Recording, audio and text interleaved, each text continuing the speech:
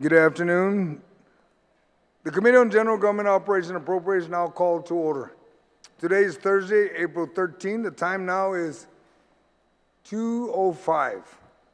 In compliance with the open government law, the notices for this public hearing were posted on KGTF PBS Channel 12 and disseminated via email to all senators and all main media broadcasting outlets on Monday, April 3rd, and then again on Tuesday, April 11th.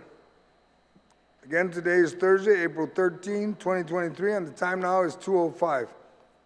The following items will be heard this afternoon, and they are beginning with Bill 28-37 COR, introduced by Senator Roy Quinata, co-sponsored by Will Parkinson and Dwayne Nicolas. An act to add a new Article 3, Chapter 18, Title 1, Guam Code Annotated, relative to adopting a standardized typeface for the government of Guam. Fiscal note for Bill 28-37 was requested on February 8th, and it was received and disseminated to all senators via email by the Committee on Rules on February 16th. We'll also be hearing on Bills 33-37, and then we'll have a hearing on Bill number 60-37. We will now continue on with Bill 28-37. Those testifying on behalf, I don't think we have anybody who's going to testify on Bill 28-37, but I'm going to go ahead and read the general rules of conduct for the public hearing, and it'll cover all three bills this afternoon. Written testimony shall be submitted to the committee. Please provide my legislative staff with your written testimony for photocopying. Testimonies may be read, and lengthy testimonies should be summarized to about 5 minutes, but I'll allow a few more minutes beyond the 5. If need be. Those testifying will be allowed to present oral testimony. Once you're done, please remain in the room for questions or for additional testimony as may be desired by the members of the committee. Questions and testimony shall be confined to the substance or nature of the agenda. Personal inference as to the character or the motive of any senator or any individual testifying is not permitted. Any violation of the general rule of conduct will result in removal from the public hearing room. Proper form and decorum shall be practiced by all present in the public hearing room for these proceedings. Individuals who fail to maintain proper form and decorum will be restricted from providing oral testimony and will be escorted and removed from the public hearing room. When you speak, please make sure that the microphone is on and that you speak into the microphone. Please state your name and your title for the record. I acknowledge my colleagues that have joined me this afternoon. I'll begin with the author of Bill 28-37, and that's Senator Roy Quinata to my left, Senator Dwayne Nicolas to his left, to my immediate right as Senator Tom Fisher. And with that, I'd like to ask Senator Roy to provide his opening statement on Bill 28-37. Sir. Thank you, Mr. Chair, for the opportunity to hear public testimony on Bill 28-37. This bill is an easy bill which aims to promote more accessibility to our government through the forms and other documents and produces for persons with disabilities. I would like to read into the record the legislative intent for Bill 28-37. The government of Guam has an obligation to ensure that all members of the community can access and understand the documents, reports, and communication. This includes persons with disabilities such as those whom have cognitive or visual impairments. To make sure this happens, it is important for the government of Guam to adopt accessible fonts in all its official documents, reports, and communications. According to the United States Center for Disease Control, 1 in 4 persons living on Guam have a disability. Of that figure, 16% have either cognitive or visual impairment. An accessible font type makes it easier for people who have a disability seeing text on a page due to visual impairment for other disability-related issues. Additionally, fonts designed specifically for accessibility often have wider characteristic spacing, so they're less crowded, which helps increase legibility even further. Using these kinds of fonts not only improves the ability of persons with disabilities in Guam to access and understand their documents, it also sends the message that the government of Guam is serious about creating an inclusive environment for our people. This will ensure that our disabled citizens are given the same access to information available to each and every one of us. I welcome all testimony that we may hear today or may not. Thank you again. Mr. Chair. Thank you, Senator Roy. I'd like to also identified that the Department of Administration, Mr. Byrne, was asked to attend, and also the District Director, Ms. Phyllis Janguera, but we received no response. And with that, and there's no one to testify, I'd ask any of my colleagues here, would they would like to make any comments about the bill, and if not, then we would move on. I will begin with Senator Tom Fisher. Thank you, Mr. Chair. On proposed section 1830, it says, shall utilize sans serif font with Arial, Calibri, and Seaford fonts as examples. I'm not sure what that, those sound like 4 different fonts. Correct, but they're all under sans serif area. Those fonts are the ones that are used by the UN, and U.S. CDC. Okay. Thank you very much for the answer. Thank you, Mr. Chair. I support this bill. I remember from my days with the United States Navy, there was uniform font across the fleet. So everybody had to use the same font, and it's a good idea. Everybody is used to the document. Everybody knows how to read it, so I support it. Thank you, Senator Fisher. Senator Dwayne, do you have anything you'd like to comment? Thank you, Mr. Chair. I didn't bring my glasses, so I'm pretty sure this bill will go a long way to help people like me. I support this measure. Thank you. All right, thank you. Senator Quinata, being that there is no one else to testify on this bill, if you want to make a closing, and then we will we'll wrap up on this bill. Thank you, Chair. All I ask is for my colleagues to support this measure, which will, again, promote more accessibility for our people and those who are most vulnerable, who face some certain disabilities and challenges with their disabilities. So thank you again. Have a good day. Thank you, Senator Quinata. There's no additional individuals to testify, or any individuals to testify on Bill 28-37. The committee will continue to receive testimony for a few more days.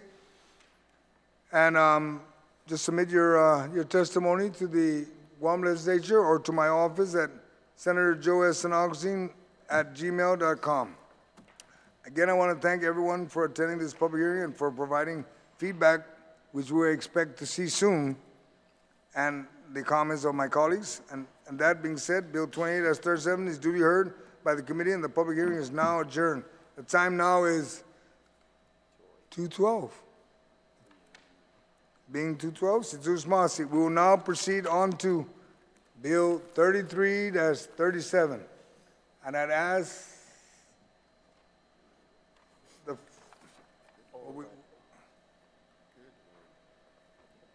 everybody but him.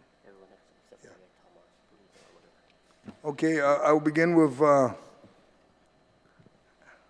this is on Bill 33-37, so we'll start with Mr. Gale, or Ms. Gale? Ms. Gale. I think I need a bigger font when I look at the writings, but that's okay. It's not about the font, okay? And then we got Mike Marino. Oh, wait. Marino or Marino? I don't think you're listed as you're going to testify, right? You didn't mark. I'm just checking off. Did you plan on testifying, sir? Okay, no problem then. I'm just going to go down the list. We have the Attorney General. We have Stephen Hattori. Sir, come on up. I'm going to try to fill up all the chairs, okay? We have Kathy Gogui. If I call your name and you didn't intend to mark as oral testimony, just say that's okay. I'm all right. We have Joyce. I'm not too sharp. Did you want to testify? Come on up. Jocelyn? Jocelyn, okay. We have Mr. Timinglow. Come on up, we just fill up the chairs and then Timinglow, okay? Let's see, going down the list, we got Jocelyn again, but never mind, we're not going to call her up. We have somebody with a number W. I'm not too sure who that is. Let me ask my staff too, because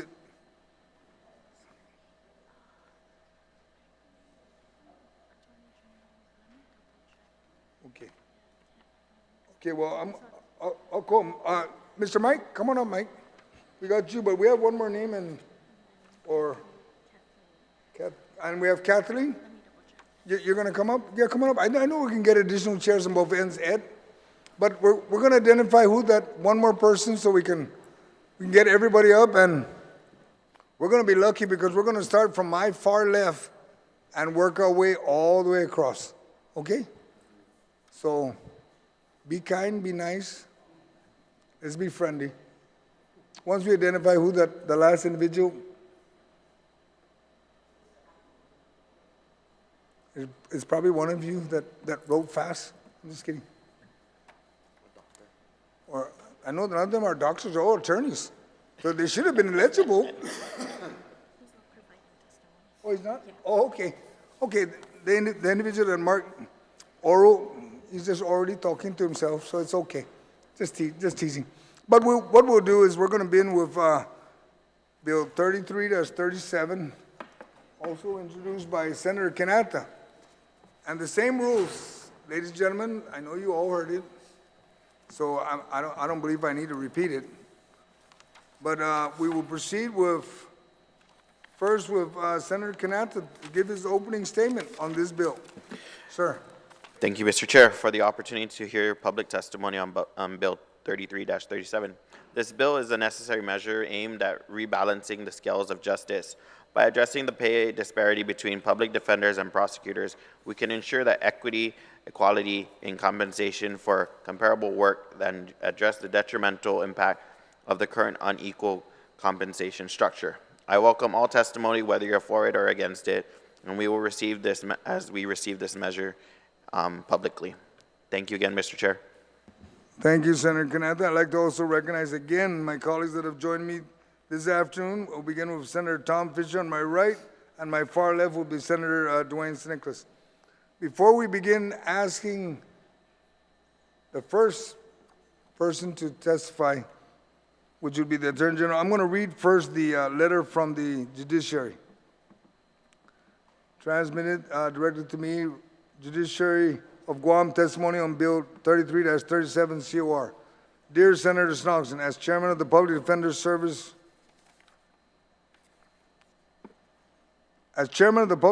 Services Corporation Board of Trustees, thank you for the opportunity to submit testimony on Bill 33-37 COR introduced by Senators Roy A.B. Quinata and William A. Parkinson relative to achieving salary parity for attorneys serving as criminal defense attorneys at the Public Defender Service Corporation and the alternate public defender, a constitutional imperative. 60 years ago, the U.S. Supreme Court landmark ruling in Gideon versus Wainwright, 1963, ensured the right of legal counsel to all individuals accused of crimes regardless of their financial means. In it, the court declared that lawyers in criminal courts are necessities, not luxuries. For in our adversary system of criminal justice, any person held into court who is too poor to hire a lawyer cannot be assured a fair trial unless counsel is provided for him. Gideon underscored that the government pursuit of protection must always be balanced by its constitutional obligation to provide effective legal representation.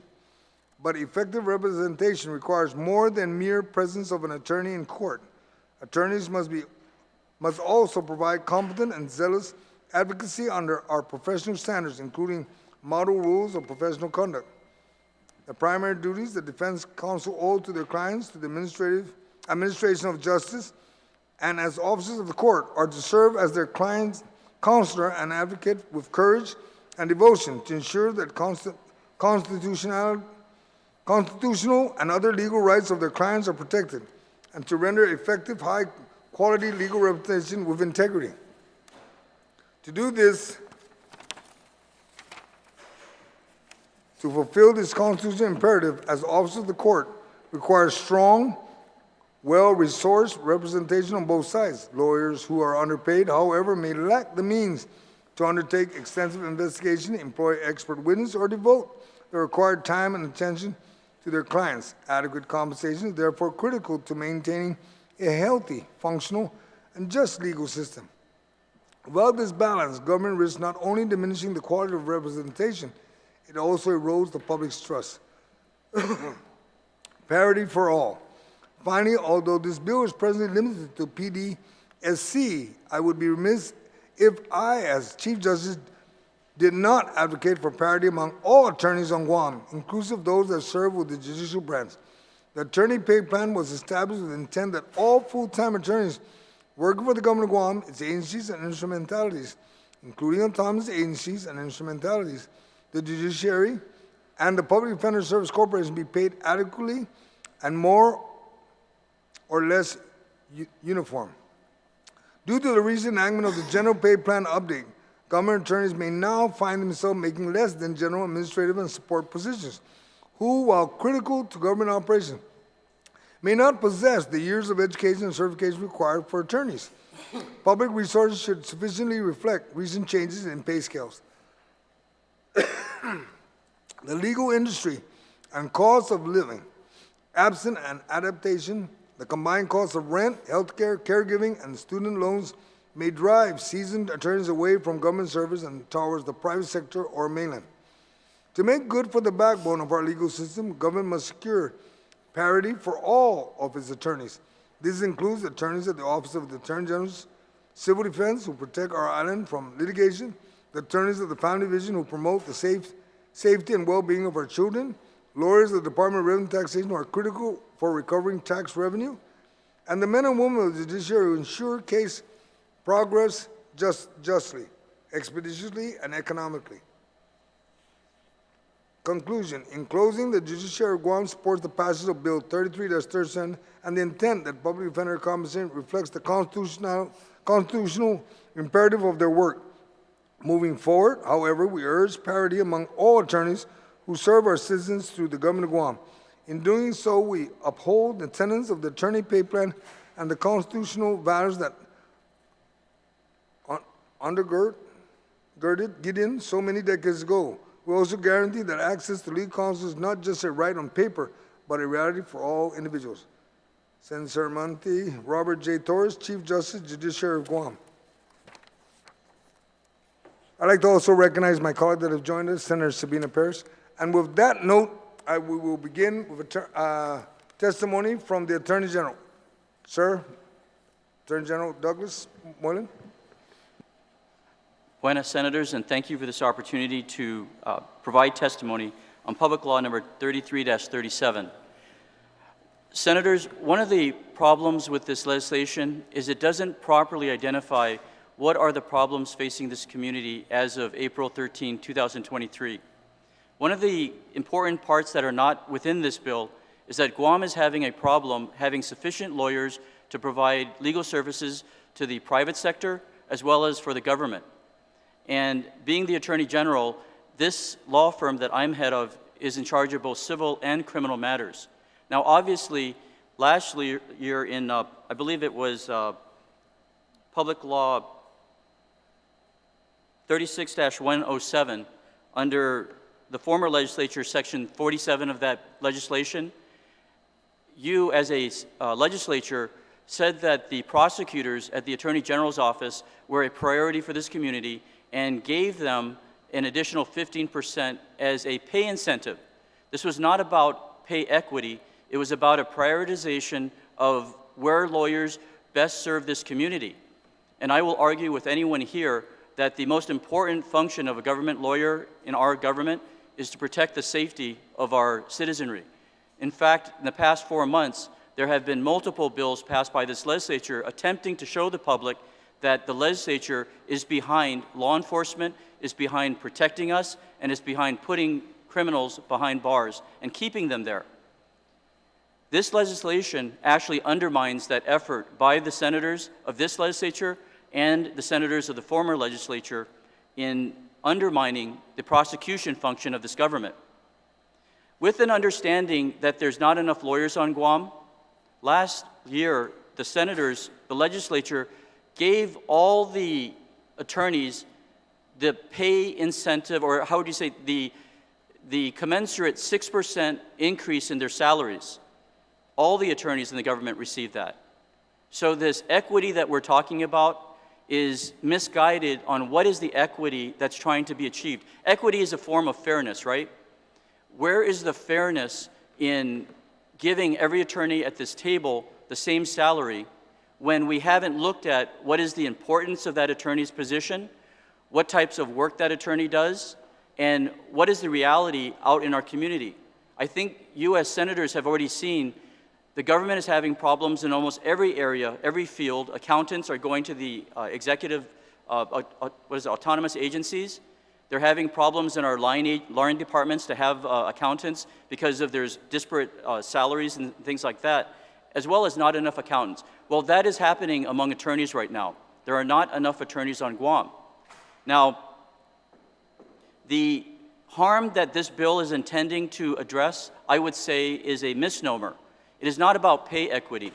If you truly want pay equity, and I'll jump to the heart of it, give the public defenders and the alternate public defenders 15%, but give the Attorney General prosecutors another 15%.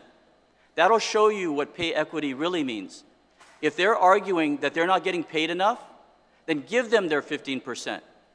But I respectfully submit, give the Attorney General's office prosecutors another 15%. That will address the issue about not enough lawyers and protecting the community. Because you give 15% and make their defense attorneys equal to the prosecutors, you're going to cause a free flow of attorneys that respectfully do less than a prosecutor in the Attorney General's office, because we are the ones that have to indict the cases, have to review the police reports, have to take these cases to magistrates within hours of when an individual is arrested. We have to also bear the burden of proof throughout the entire proceeding in the criminal justice system, which can take years from the moment that a person is brought before a magistrate to the moment of trial. The Attorney General has the burden of proof to establish that the person accused actually committed the crime. Defense attorneys don't have to do that.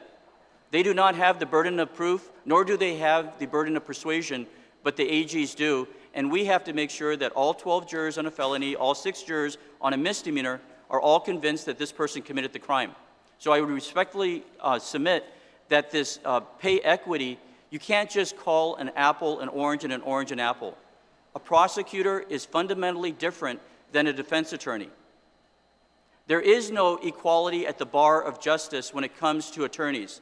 There's an equality at the bar of justice when you have different litigants, but the attorneys serve different functions in this form of government that we have. I would also respectfully submit to the court, or to the legislature, that the legislature is codifying its legislation in this. It's not making it just for one budget year. According to the statute, they're affecting Title V, and I would respectfully submit that the legislature affect the prosecutors in Title V GCA Section 30104.1 and give us a 30%. It says 15% right now. Give the public defender and the alternate public defender the 15% that they want, but give the prosecutors a 30%. And I cannot see how they would argue with that other than wanting to have more money. This is not about wanting more money. When you work for the government of Guam, you give public service. People thank people in the military, people thank people in our government, thank you for your service. If you want to earn a lot of money, go to the private sector and charge the hourly rates there. I would also respectfully submit, the bill is short-sighted. These are not all the defense attorneys in our bar. These are the defense attorneys that are providing indigent legal services through the government. But the private defense attorneys who are part of the court system of justice are not being paid anywhere close to the salaries and benefits that the criminal defense attorneys in the public defender's office and the alternate public defender's office are receiving. I was a private indigent defense attorney just 5 months ago, and I will tell you that those are the true public servants. The people that put their names on that indigent list and were paid $90 an hour. Last May, they increased it to $100 an hour, have to pay taxes on it, no health insurance, no life insurance, no nothing. And as you can see, that is one of the problems, and you can take notice of it.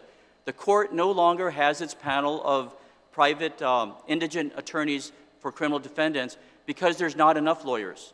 Most of the people that I was working with went to the government. They got out of it because of the stress levels that was occurring, the number of cases that they were receiving. You know, it takes a toll on all of us as attorneys. So I respect my colleagues here in their desire to have a higher salary, but please don't call it some form of equity compensation. You cannot use that word when it comes to what's before you today. In that respect, we have submitted our public testimony of February 9, 2023 that was provided.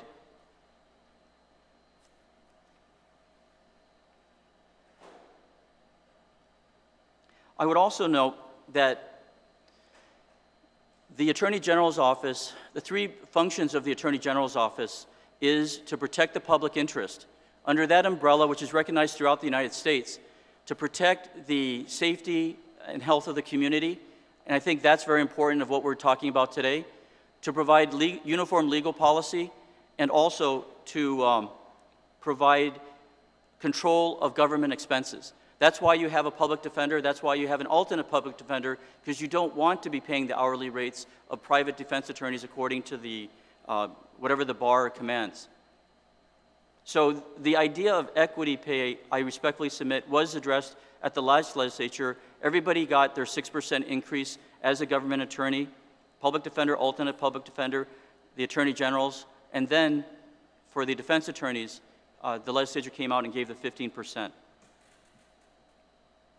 So we would respectfully, I don't want to say we oppose the legislation, senators, but I will suggest that if you really want to live up to what each one of you, I truly believe, wants to do and protect the safety of our community, that you do so by putting your money where your mouth is, and I say that with a general respect, but that is the colloquialism.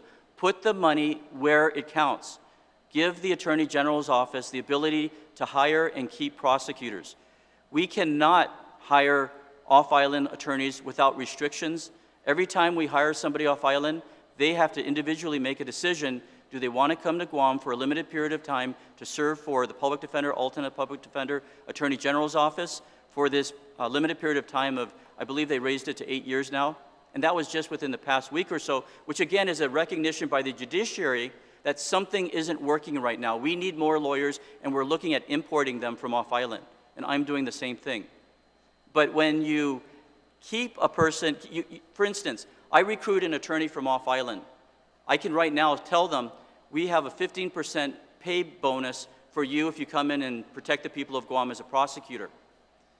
When they come into Guam, if their salary can be matched by a public defender or alternate public defender's office, which does less work, and I would submit that from my perspective, they're going to be incentivized to jump over to the public defender's office for the recruiting that we did. It's just economics, simple economics. But if we have our higher pay in the AG's office, they're going to want to stay at the AG's office because they're getting more money. And I will say this for the record, that it's very difficult to be having attorneys come into Guam that are older and experienced, because none of us in that older group bracket want to take that Guam bar or any bar again. When you get barred, you're usually looking for areas that you don't have to retake tests. So there are things that are not really on the surface of what you may be looking at that are occurring within the legal community. And I hope that my testimony today will shed some light on helping you make a well-crafted bill. Thank you very much. Thank you, Attorney General. Ma'am, you're next. And please state your name. Everyone, please state your name before you speak, okay? And where you're from, so it'll be a matter of record. Thank you. Kathy Gogui, and I'm not an attorney. I'm with the Public Defender Service Corporation. I'm the administrative director, and nobody coerced me or begged me to come to before this group, and I came on my own behalf. As the administrative director of Public Defender, I feel a sense of obligation and commitment to humbly request your support of this bill so that our attorneys feel that they are equal to the attorneys at the AG's office. And I use the word equal. And while pay parity proposed by this bill does not affect me or the administrative team at PD, we come in solidarity to support our team of attorneys. Through my role as the AD, I work to ensure diversity, equity, and inclusion within our organization. I also help to create the right environment for our office so that our team members when they walk through our doors, enjoy being a part of the public defender team and have the resources necessary to provide outstanding legal defense for our clients. However, the enactment of the FY 2023 Budget Act that provided a 15% incentive pay for prosecutors at the AG's office, I'm sure that our attorneys feel marginalized as the clients we represent and proudly serve, your constituents. If we ignore the inequity and continue business as normal, trust that we will lose attorneys to the private sector and other government offices, and not necessarily for better pay or increased pay or a much lighter caseload, but for restored dignity and balance of justice. I don't believe at this juncture I need to share with this esteemed body the benefits of pay equity within an organization. Please know that it's non-existent for our attorneys and the prosecution division of the AG's office needed to retain their attorneys. Let me say that again. If it's non-existent for our attorneys and that if the prosecution division of the AG's office needed to retain their attorneys, could effective management and leadership be another solution as opposed to incentive pay? I ask that you humbly support Bill 3337 to provide equity and a balance of justice for all attorneys on Guam. Thank you, Ms. Gogui. Sir. Thank you. Good afternoon. My name is Stephen Hattori. I'm the current executive director for the Public Defender Service Corporation. First, I want to thank the sponsors, Mr. Senator Quinata, as well as Senator Parkinson, who's not here today. I also, want to thank Senator Pito Terlahi, who actually first introduced this bill in the 36th legislature when this inequity was first identified. We ran out of time to have that bill heard, so we are really appreciative of the fact that this committee has decided to hear this bill at this time. On March 18th of this year, we celebrated the 60th anniversary of the landmark U.S. Supreme Court decision of Gideon versus Wainwright. This was a case that required the appointment of counsel in criminal cases for indigent defendants unable to hire their own. Guam has been faithfully observing the constitutional mandates of the Gideon decision ever since. Through the enactment of the Guam's Organic Act, the Judicare Act created a basic legal office that provided criminal and civil work within the Department of Public Health at the time. In 1972, the Guam legislature, through Public Law 11-128, repealed subchapter E of Chapter 2, Title 10 of the Government Code, adding a new Title 60, Chapter 1, establishing a separate Office of the Public Defender. In 1975, this body passed 1351, creating the Guam Public Defender Service Corporation to evolve into what it is today. From the beginning, our office has opened over 120,000 cases in criminal, civil, domestic, and juvenile cases. Guam was practicing Gideon before Gideon was even a decision before the U.S. Supreme Court. Throughout this entire period, there has always been pay parity between the prosecutors and the public defenders. During Mr. Moylan's first term, there was always pay parity between the public defenders and the prosecutors. The public's belief that this system is governed by fair play is essential for long-term support. Studies show that the public supports the policies when its members, and particularly citizens who live in poor neighborhoods, feel police are playing by the rules. A strong public defense system allows the most alienated from the institutional mainstream to feel that the system is not stacked against them, even when they break the law and are punished. However, a floor amendment to the FY 2023 budget law provided an additional specialty pay of 15% for prosecutors without a matching increase for public defenders. This amendment overlooked the principle of resource parity in indigent defense as required by the American Bar Association. Prosecutors and public defenders both play critical roles in ensuring fair and effective justice. Bill 3337 eliminates this pay inequity and restores balance to the scales of justice. Justice is based upon fair play, and fair play requires fair pay. To achieve such parity, this august body could adopt a finding that the differential pay enacted in the 2023 Budget Act is adequate compensation for the retention and recruitment of prosecutors, and further that it, in advancing equality, fairness, and criminal justice, and to assist in the retention and recruitment of public defenders, that this benefit also be provided to the Public Defender Service Corporation and alternate public defenders. And so this really would just apply to those attorneys in our office who are practicing criminal defense. In light of the serious impacts that vacancies within the OAG Prosecution Division may have on the proper enforcement of laws and prosecution of crimes, the differential pay for prosecutors was conceived as a necessary investment to adequately support OAG's efforts to improve recruitment and retention. Yet, inasmuch as prosecutors are indispensable in the efficient administration of justice, the 6th and 14th Amendments to the U.S. Constitution obligate the government of Guam to provide effective representation to the indigent accused at all critical stages of criminal or delinquency cases that carry loss of liberty as a potential punishment. And once again, since our inception in 1975, our office has opened over 120,000 files for criminal, civil, juvenile, and domestic matters, basically representing everyone's father, mother, brother, sister, husband, wife, son, or daughter. I mean, everyone on this island has been represented one way or the other by our office, or they're related to someone.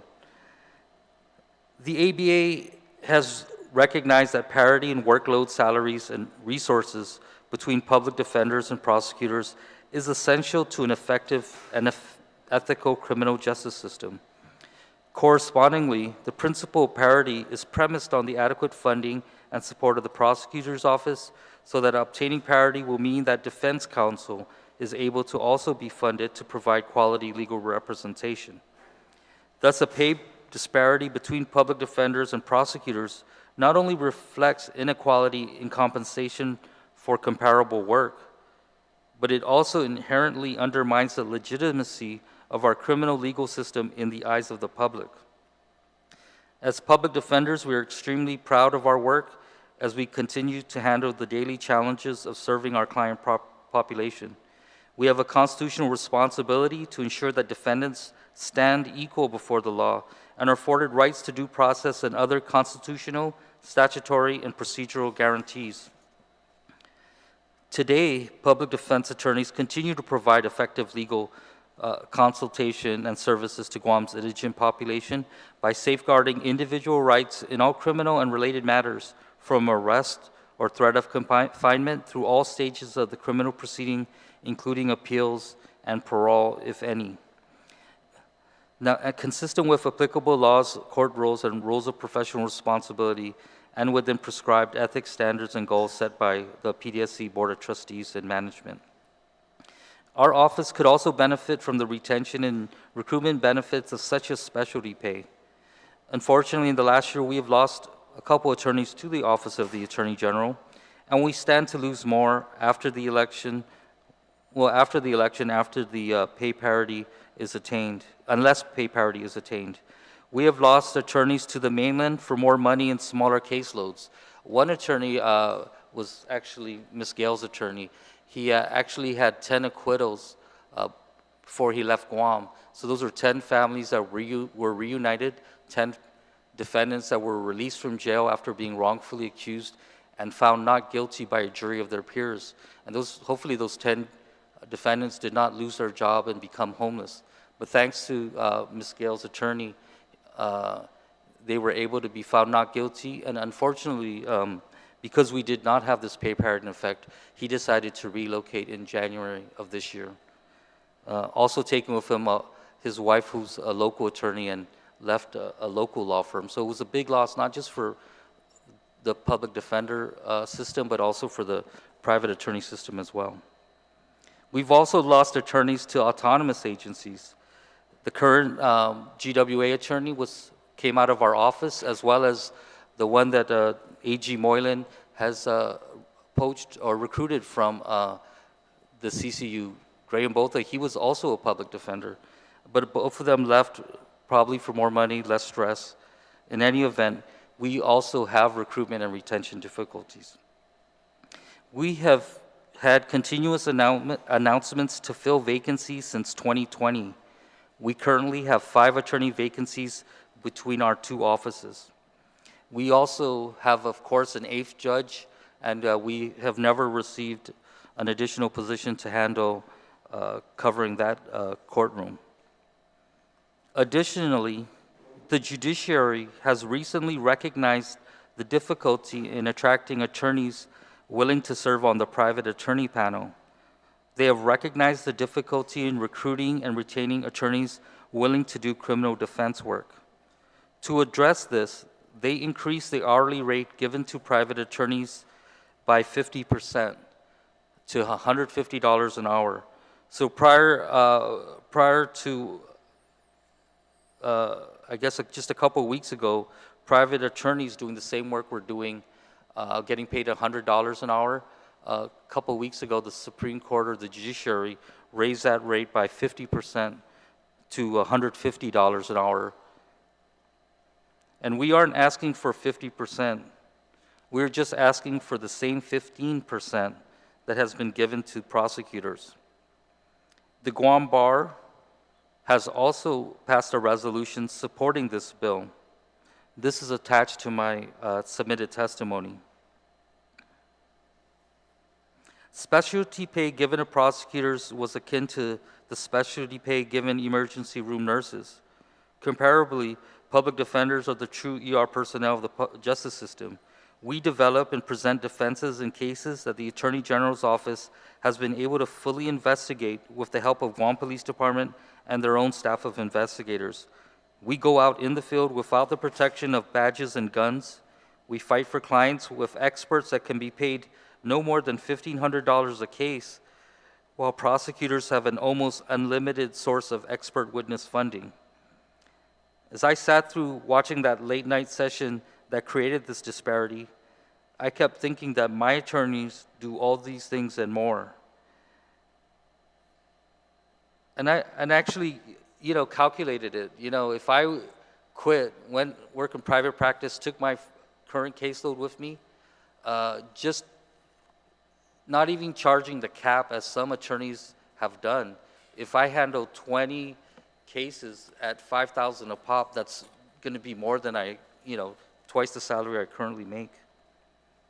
But I'm not going to do that, all right? I'm a public servant.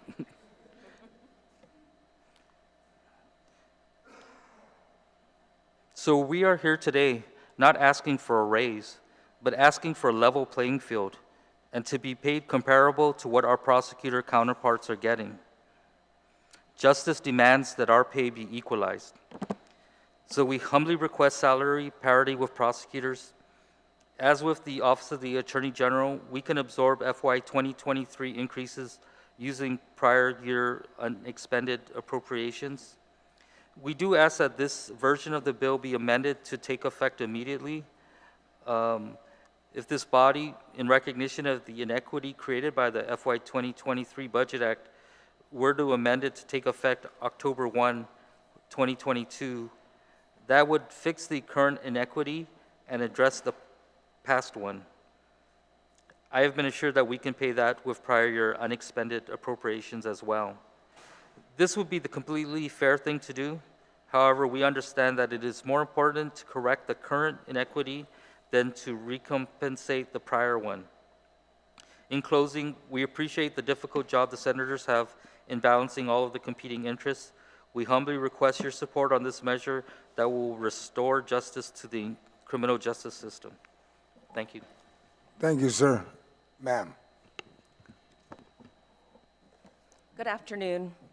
My name is Anna Maria Gale. I'm the managing director. My name is Anna Maria Gale. I'm with the alternate public defender, but with Steve Hattori, Kathy Gogui, John Morrison, who's the deputy director, and every other public defender and alternate public defender lawyer, we actually humbly ask you, we support this public bill, bill number 33-37. I'm not going to bore you with my letter because I think you can read it. All I'm here saying is that it is equal pay, equal parity for all the government of Guam, prosecution, and public defender work. We do, Mr. Moylan thinks that we don't do as much work as the prosecutors do. We do more than what he says. He does have the burden, but we also have to represent the people who are charged with these crimes. We go in and day out, we go in front of the judges. We have to represent the indigent defendants that come before the court. I think actually our job is harder. I always tell people that I am a social worker with a law degree, that not only do I represent the person in their legal battles, I have to help them with getting the mental health that they need, with sometimes their Social Security benefits. We do everything. We run the gamut. So all I'm saying is our lawyers need to be paid just as much as the prosecutors get paid. And we're not asking for any more. It's equal pay for equal play. You know, I'm not going to belabor what we asked for. Steve did a wonderful job, and I've put it all in my, my testimony. I actually have other lawyers that have presented their testimony. If you have questions, I can answer, but we wholly support this bill. Thank you. Thank you, ma'am. Ma'am. You're next. Buenas, I'm Jocelyn Roden. Good afternoon, Honorable Senator Nicolas, Quinata, Chairman San Agustin, and Miss Sabina Perez, who I went to high school with. At any rate, let's talk about public service, because Mr. Moylan brought that up. Out of 31 years of working as a lawyer, right out of law school, 30 of those years have been in public service. Only 1 year in private practice, and I didn't find my soul in it. 30 years in Guam, almost 8 years in the AG's office, and 2 years as a law clerk, the rest of the time a public defender. It's in my letter to you. I do know something about public service because I'm still here and I haven't retired, even though I could retire. I won't belabor you with stats, but I take great offense that Mr. Moylan thinks that we do less work. Last year alone, 2022, I had 163 open cases to defend. That's just 2022, ranging from your standard domestic violence case, we call it family violence in Guam, first offender DUI, oh, I got caught, you know, after drinking 2 beers, all the way up to murder cases and rape of children. Who wants to defend those? I don't see any jurors who enjoy me saying words that are so blunt. But I do it because I like this job. I love this job. I love being a public servant. 163. Find me a private bar attorney who had more than 163 in one case in 1 year? I don't think so. I have saved the government so much money by getting this amount of pay, and I'm still here. So let's talk about public service. I'll cut to the chase. Mr. Moylan passionately opposes this bill, and he suggests or proposes, well, if you're going to give them a pay raise, why don't you give more for our prosecutors? First of all, as a taxpayer, just being a taxpayer, I find it confounding that only he wants to mention prosecutors. How about the other hardworking members of the AG's office that I am friends with, that I have a goddaughter at, his secretaries, his staff, his runners, they didn't get that 15%. And guess who they talked to and cried to? Me. As if I could do anything. I'm just another lawyer, public defender. So I don't understand that argument. It is without merit. And for him to say prosecutors should get more, it's like for the same amount of work, it's like looking at the police officers and say, let's go pay the Deredo police officers or Tumon officers more than the Southern Precinct guys. Do you think that that's fair? It's not. They're doing the same thing. And as Ms. Gale said, it's actually more, because that's true. Prosecutors, do one thing. They read police reports, investigate cases, file misdemeanors or felony cases. I did that as a prosecutor. Take it to trial, do an appeal if necessary. I was very lucky to be mentored by now Judge Gatewood, Alicia Lamtiaco, and Alberto Tolentino, who's now a judge. Very lucky. But I discovered that public defender, not only do you have to defend your one client, but you have to talk to his family. You have to make sure he gets services. One case can take so much time, even though it was just a small misdemeanor. I gave you an example in my letter. A guy gets accused of domestic violence, he has to leave the home. What if it was Gura? He can't stay there. I have to try to find housing for him. What if he has kids? I have to find a way to get visitation.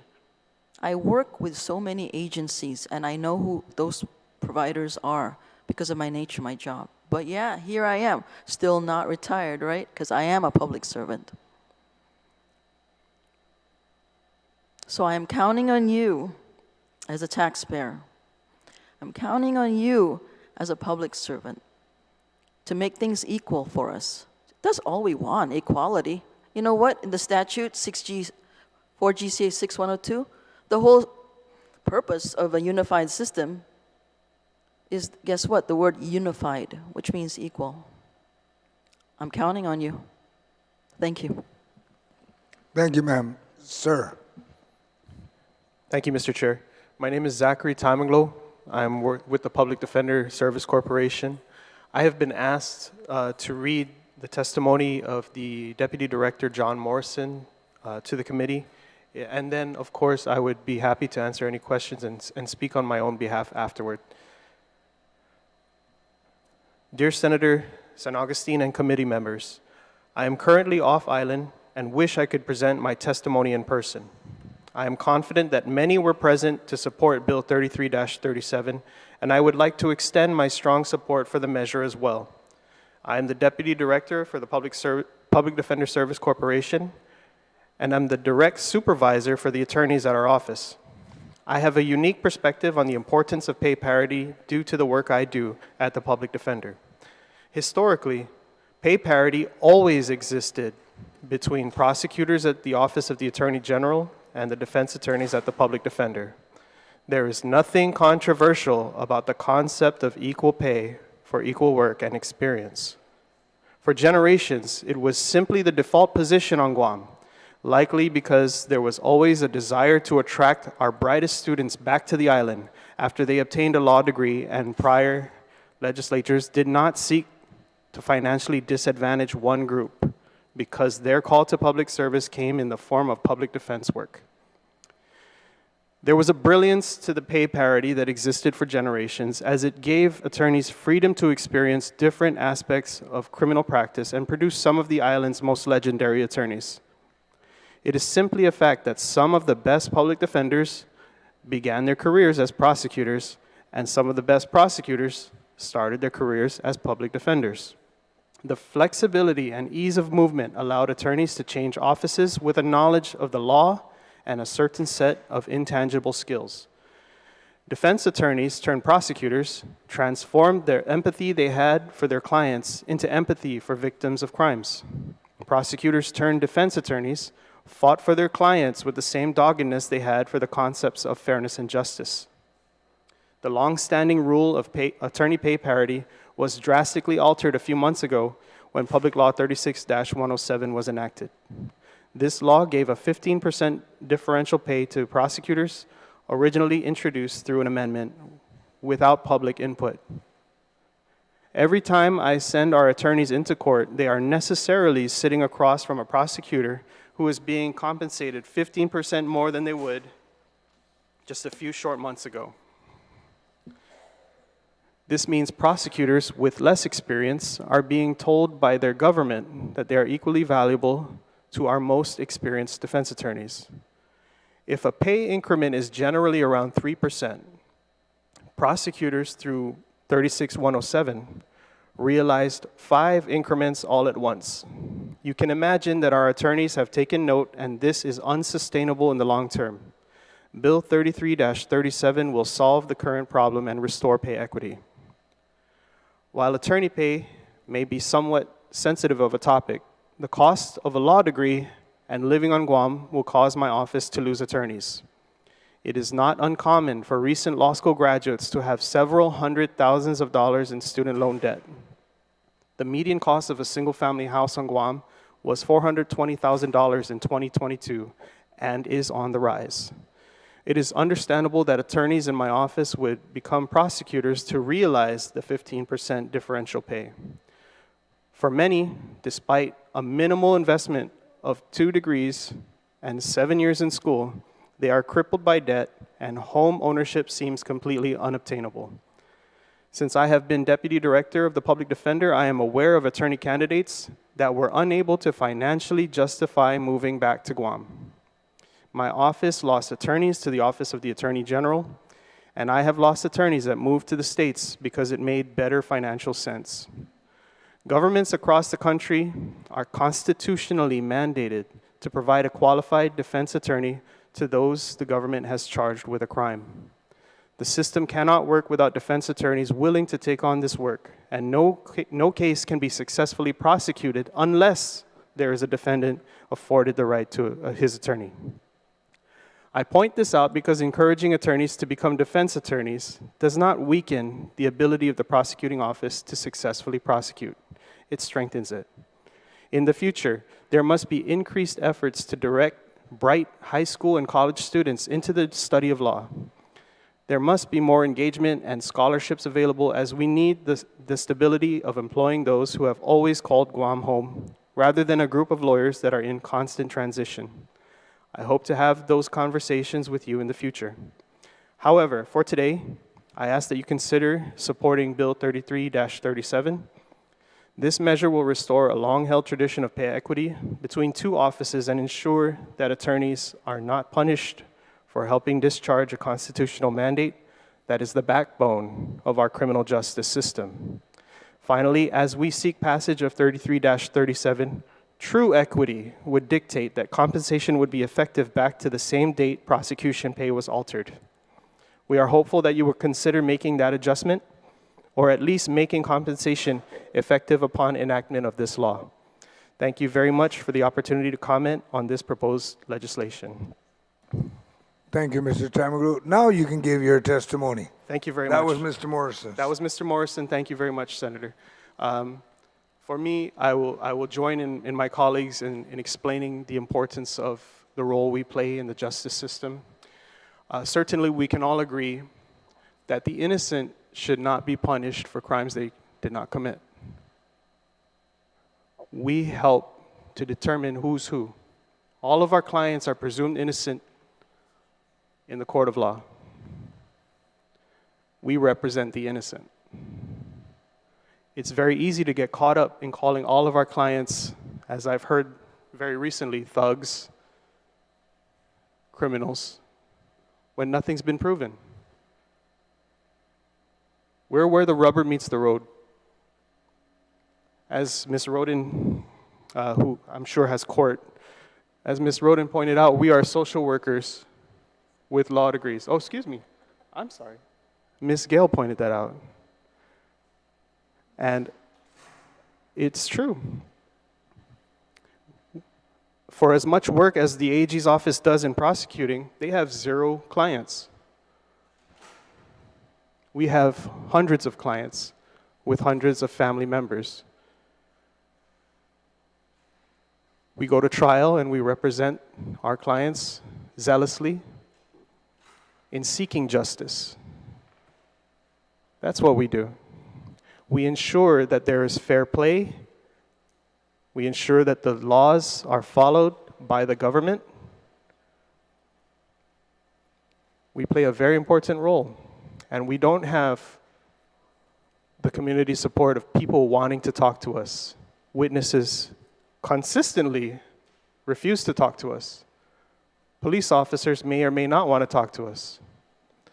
All of the work that is done prior to the government filing a criminal case, majority of it is done before it ever gets sent to the AG's office. We have to follow up. We have to look at witness statements. We have to find experts. who just about have to work for free. We get late evidence, surprise evidence, ambush evidence. We are asking to sit on the balance of justice, Your Honor, Senator, the scales of justice. By giving prosecutors more money than us, it's like putting your thumb on the scale. You are saying to the island that defending the poor is not worthy. And so to seek a rebalance, I support this bill. Thank you. Thank you. Mr. Phillips. Mike? Thank you, Mr. Chair and senators. I have an outline here, and I'll go over it briefly, but I think the last comment made by the public defender really distinguishes between the constant fights between prosecutors and defense attorneys. If you were in the court yesterday, you probably would have seen half of us there, and some of us sit on this side and some of us sit on that side, and we always argue different points, and you might be surprised, but 50% of the time somebody's wrong, always. You have two attorneys, 50% of the time somebody's wrong. But the difference is what Mr. Tamanglo said, and that is that the public defenders, they represent the poor. And General Moylan's correct about the indigent defense panel, which I think I was a long time member of, but I'm not a member of anymore. I can't afford to be. I honestly would like to be. I can't keep my office going if I do that, because it's a ton of work. You pretty much have to commit to that. And like him, I admire those that are able to do that. But yeah, the difference, of course, is between those like myself and other defense attorneys and those like the public defenders. They don't represent people with the ability to even afford an attorney. And so it really distinguishes them from everybody else. Now, like others, and it's not about the blame game, I too could participate in, what are the merits of being a prosecutor? Because some of my best friends have been prosecutors. I never have. I've been a defense attorney, and I think that if you held a conference on the merits of both, you could go on for weeks. There's no doubt. But at the same time, the importance of pay and limiting it just to that, I think can be seen easily by the fact that, number one, you are the government. So it's very, very different from being in the private sector where, you shop and you go and you have preferences and personal favorites and things like that. You can't do that in government. We couldn't do it with the nurses, and there's no reason to even explore that area with attorneys. And one thing that General Moylan said that I agree with, maybe in a different way, maybe not, and that is there's a great exodus of what I call trial attorneys. It's hardly even seen these days that an attorney comes back to Guam and says that I want to prosecute, I want to be a defense attorney. There's so many staff positions created for attorneys that I'm not taking anything away from them either. The last thing I need are more enemies. But there are a lot of positions taken where they say, we need an attorney to fill this staff position. And so they're classified within the government, and it's attractive. It's likely more attractive to some than being a public defender, and likely more attractive than being a prosecutor. Those are two professions, I think, that are admirable, and so I feel bad that we're here at the table, kind of in this maybe healthy debate. But I would say this, some of the aggravating factors, Mr. Chair and senators, are this. The crime rate on Guam and the types of crimes and the victims that we have really add to the emotion. But to treat the different types of doctors for an illness like this is a mistake. And I'll give you what I believe to be maybe not a perfect example, but an adequate one. What happened when they cut the pay of the senators by 50% or so? Right? I don't know what that was supposed to prove, but apparently it made some people feel good, right? Let's admit it. It made some people feel good. Well, I don't know what it did, but we can go further. What if we decided that the Committee on Education was more important than the Committee on Public Safety. Clearly, public health should be paid more. I think we can all agree on that, right? I mean, maybe, maybe not. But you're senators, right? And the late, your dad, in fact, I don't mean to say it because it's your dad, but one time I was in a meeting with him and he said, Mike, I preside, I don't rule. Whether it's number 15 or back then number 21, they're just as equal as the first place voter.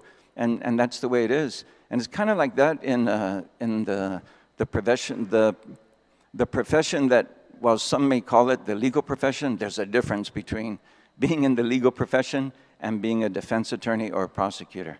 That's a whole different game. It's a whole higher level. You'll find, I'm sure, the level of alcoholism, the level of suicides, the level of early death, all that stuff that comes associated with being a trial attorney on both sides. If we were able, and if we really wanted to make an impact, for example, with the crime rate, it wouldn't be on the back end like this. It would be on the front end. Put another 250 police officers out there, give them training, and even reinstate the neighborhood patrol, and mark my words, you will see an impact on the level of crime. Mark my words. If we fund, as we promised to do in the 1990s, our own government new beginnings, you will see an impact on meth. Right now, we rely on the good nature of a church, and that's admirable, but we're a government, and so we wouldn't do that for public health, we wouldn't do that for education, but we do it for an out-of-control meth epidemic that we have on Guam. And so when we come here, there's no doubt that it inflames passion, but really, that's not the cause. It's not the cause of that, and it's not going to make a difference.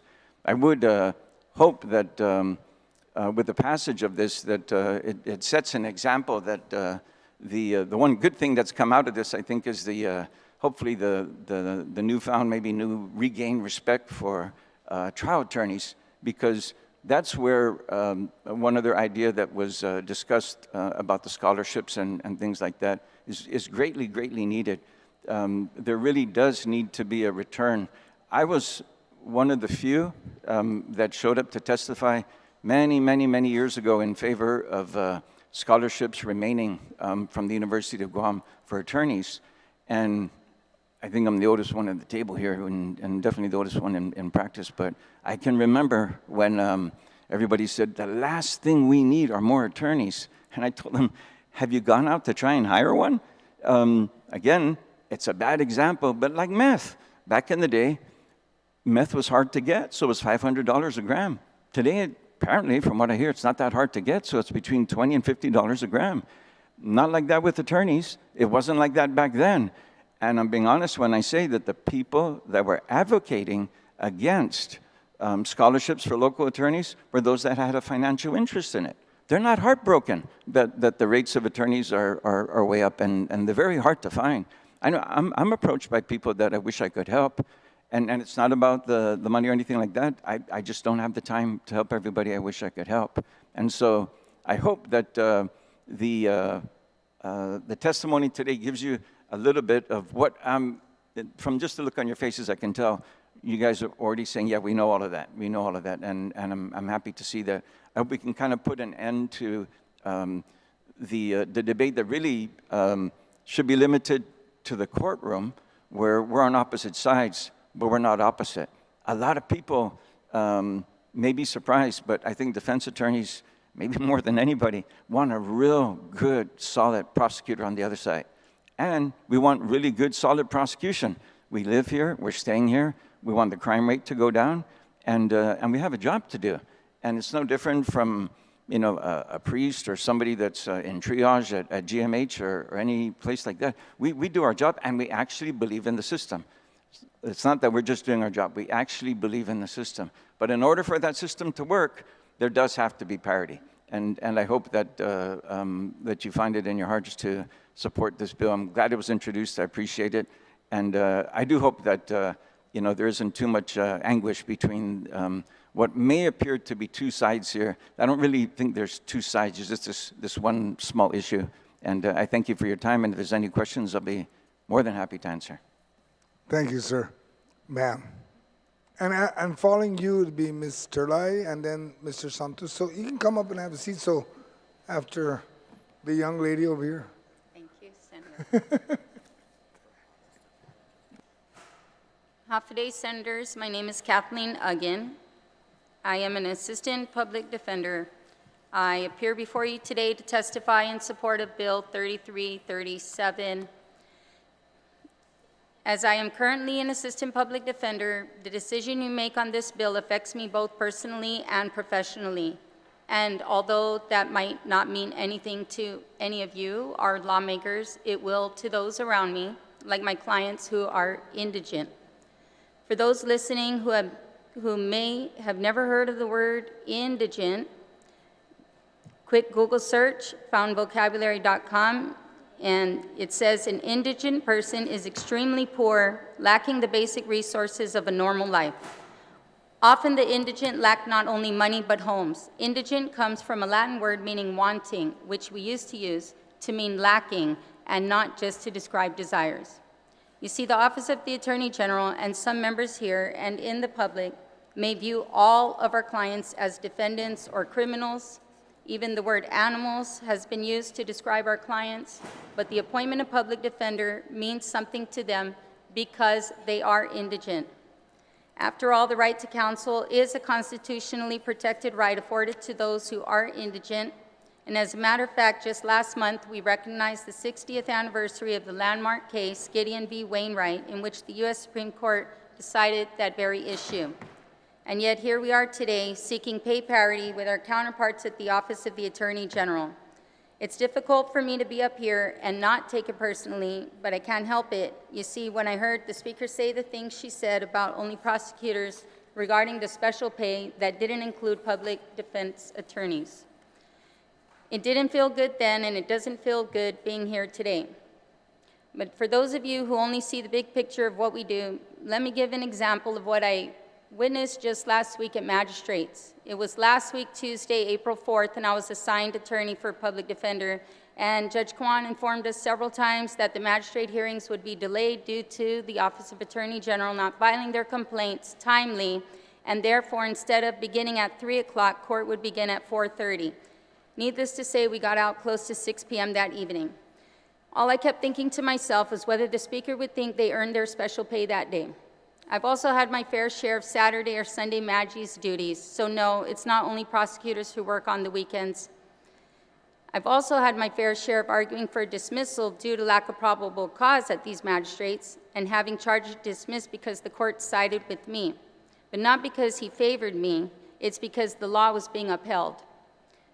You see, what I do in the court affects our community, and we work zealously upon appointment for our clients throughout all stages. I have a hearing at 4:30 today for a pre-conference, and although Judge Iriarte issued a scheduling order on February 9th indicating that March 13th was the deadline to file all motions and witness lists, the Office of Attorney General's witness list was filed on April 10th. And if we were going to expose the inefficiencies of the OAG, I could go on.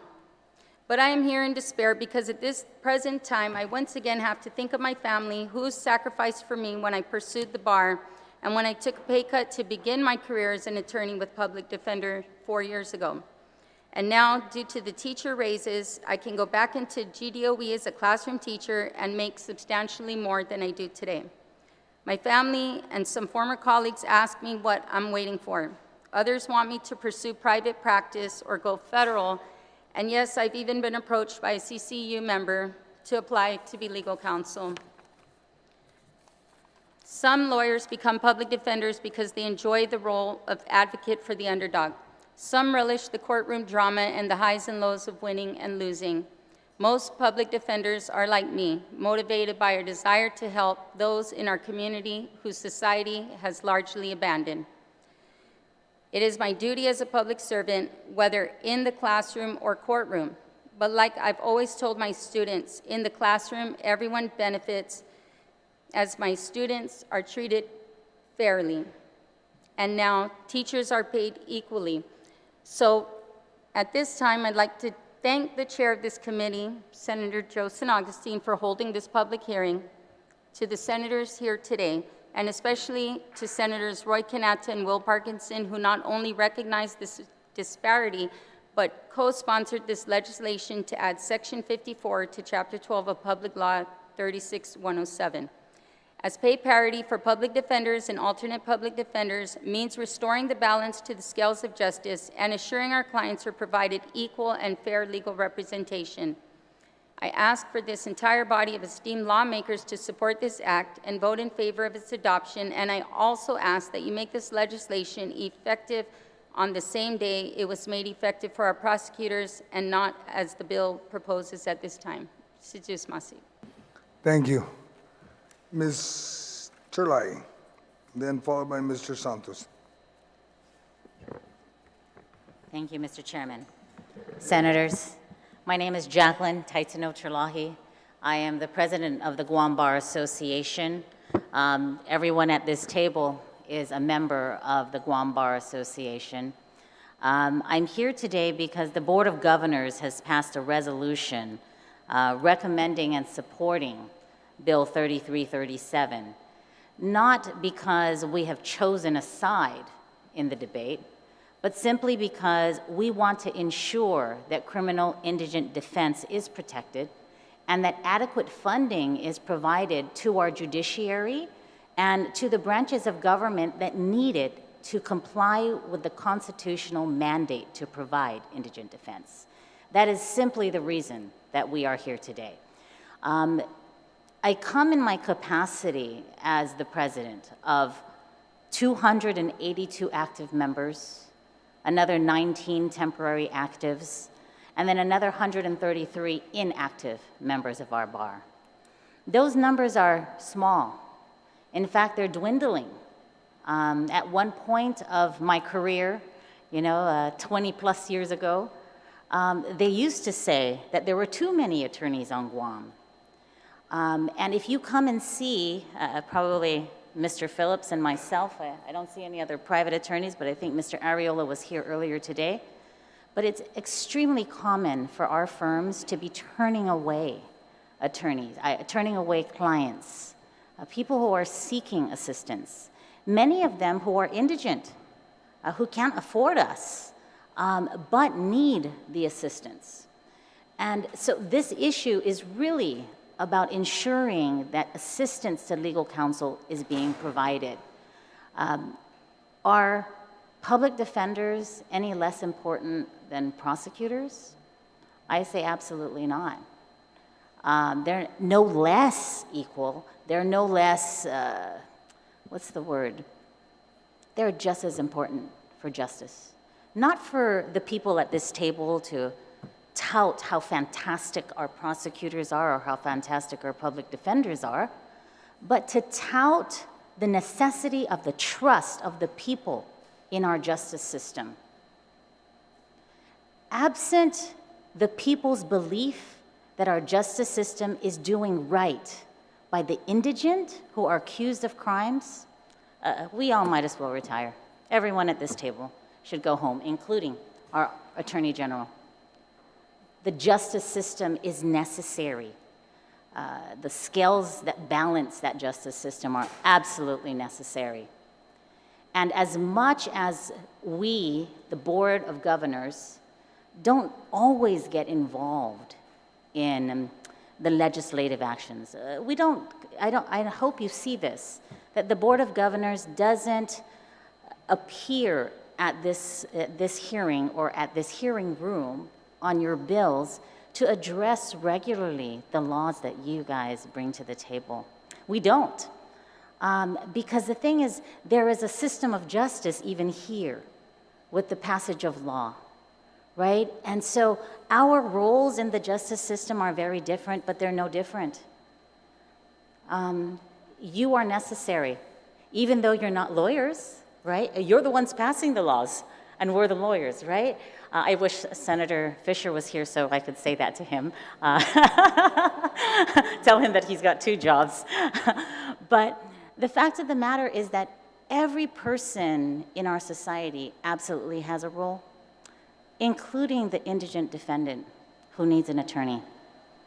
And so the reason the Bar Association has gotten involved is because we also have been advocating for funding for our private attorney panel. I don't know how much you know, I think it's getting louder, but how much you know about the criminal indigent defense private panels at the Judiciary of Guam. But for over 2 decades, the attorneys were being paid a set rate. It didn't matter that inflation hit Guam. It didn't matter that the cost of living went up 1,000%. The private attorney panel was living with a fixed rate for 20 years. And only last year was it increased to $100 an hour. And then this year, a temporary increase to December 31st, 2023 went into effect, increasing that rate to $150 an hour. And for the indigent person, they probably look at us and say, $150 an hour, what a bunch of greedy attorneys we have. The private panel wants $150 or more. All these attorneys make good money and they want more money. It's simply not about the dollar figure. Because if we talk about the practical nature of fighting for justice, for defending an innocent person, or ensuring the rights of a guilty person are complied with, right? Because that's the job of the defender. Making sure that these parts of the system work naturally, that there are many costs associated that are not included, right? For example, the private attorney panel, myself, I'm an attorney. I've recently been dragged into the panel, right?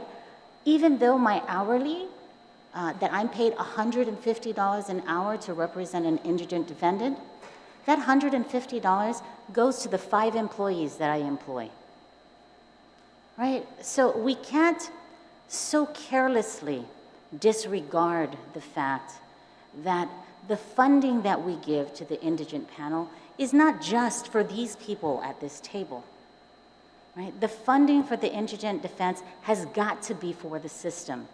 And this is why the Board of Governors is urging our senators and our judiciary to revisit the issue when you look at the 2024 fiscal year budget, that it needs to take into account the criminal indigent defense. It needs to take into account the private panel and why it is for years we have consistently underfunded criminal indigent defense, right? Because this is the time. And unfortunately for you, senators, right, you are the ones, the door is for you, right, to walk through and tell us where we're going to get the funding. Because Mr. Phillips is correct. There are many competing issues in the island, many.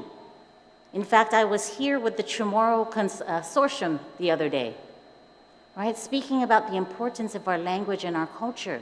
That's just as important, right? And so we have all these competing issues, but we cannot possibly forfeit our constitutional rights, which granted are given to us by the Organic Act of Guam, right? I always remind people when we talk about the Organic Act and the Constitution, because I want to be clear.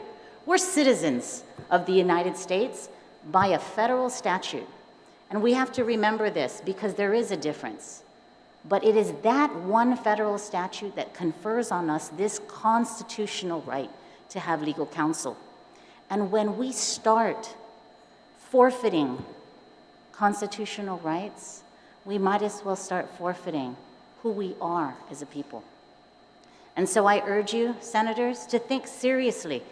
Obviously, my role here is not just to support Bill 3337, or did I reverse that? 3337, yes, it's not just that. But it's to light a fire under our body here at the legislature, to say we need to look more seriously at the Criminal Indigent Defense Fund. We need to look at it. We need to fund it adequately. And if that means that we're going to increase the funding for the public defenders, if it means we're going to have to increase the funding for the judiciary, then let's try to find a way to do that. Thank you for your time, senators.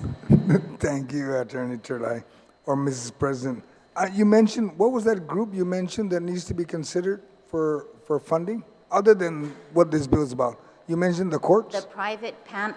So at the courthouse, the Judiciary of Guam, as part of their regular budget, includes the private attorney panel, which Okay. funds court-appointed attorneys when the public defenders and the alternate public defenders cannot sit. So for an example, if you have a 5-defendant case, 5 people implicated in the same matter, the public defender can't represent all 5. So if you only have 2 bodies, then the other 3 defendants, where do you get the attorneys from that? You have to take it from the private panel. Okay. So if there is no private panel available, then the entire private bar gets appointed essentially. So everyone is subject to appointment. Okay, well, when the agency provides that in the budget, then I'll take a look at it, because I'm the guy that's going to be looking at it anyway, so, you know, if I don't get it, don't blame me for it, okay? You're going to see the documents. Mr. Santos, sir. Thank you, ma'am. Authority, Chairman San Agustin and your fellow esteemed colleagues. My name is Pete Santos. I work at the Alternate Public Defender's Office. I used to be a prosecutor, so I have seen both sides.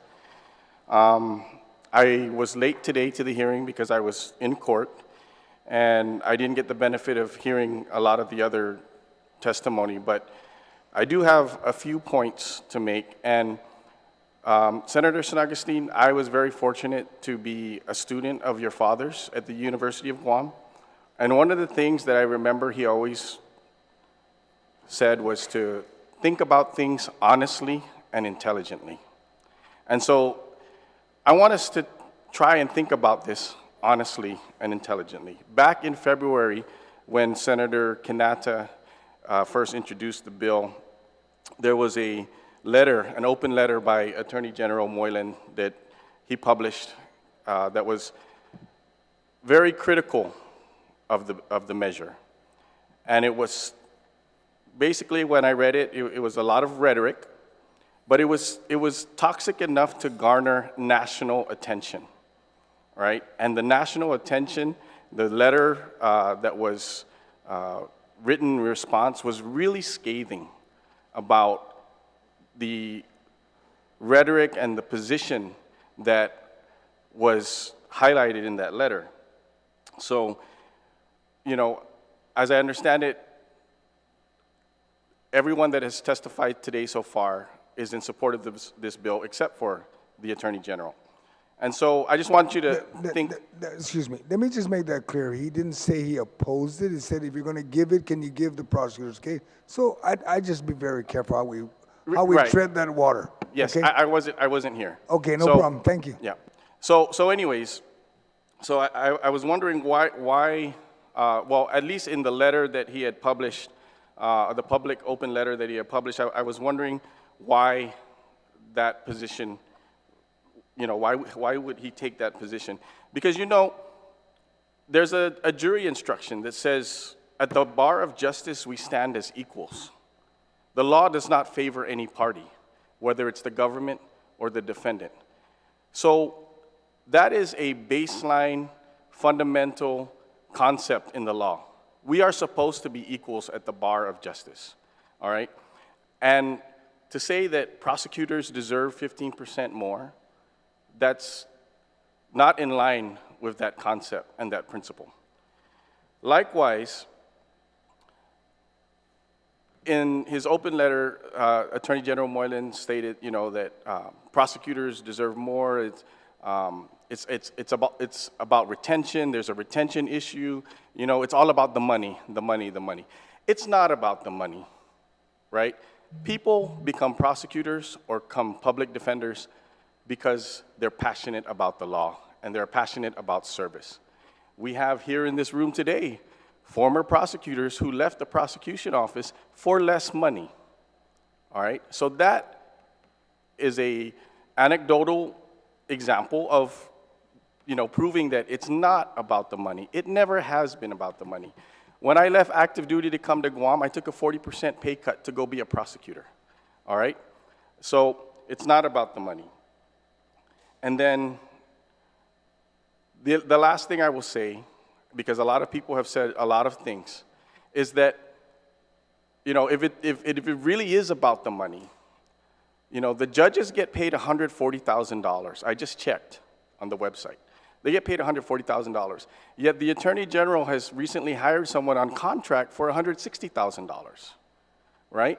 So why is he worried about us if he's able to give contracts for $160,000 for his deputy for civil and pay them $160,000, which is more than what a judge makes?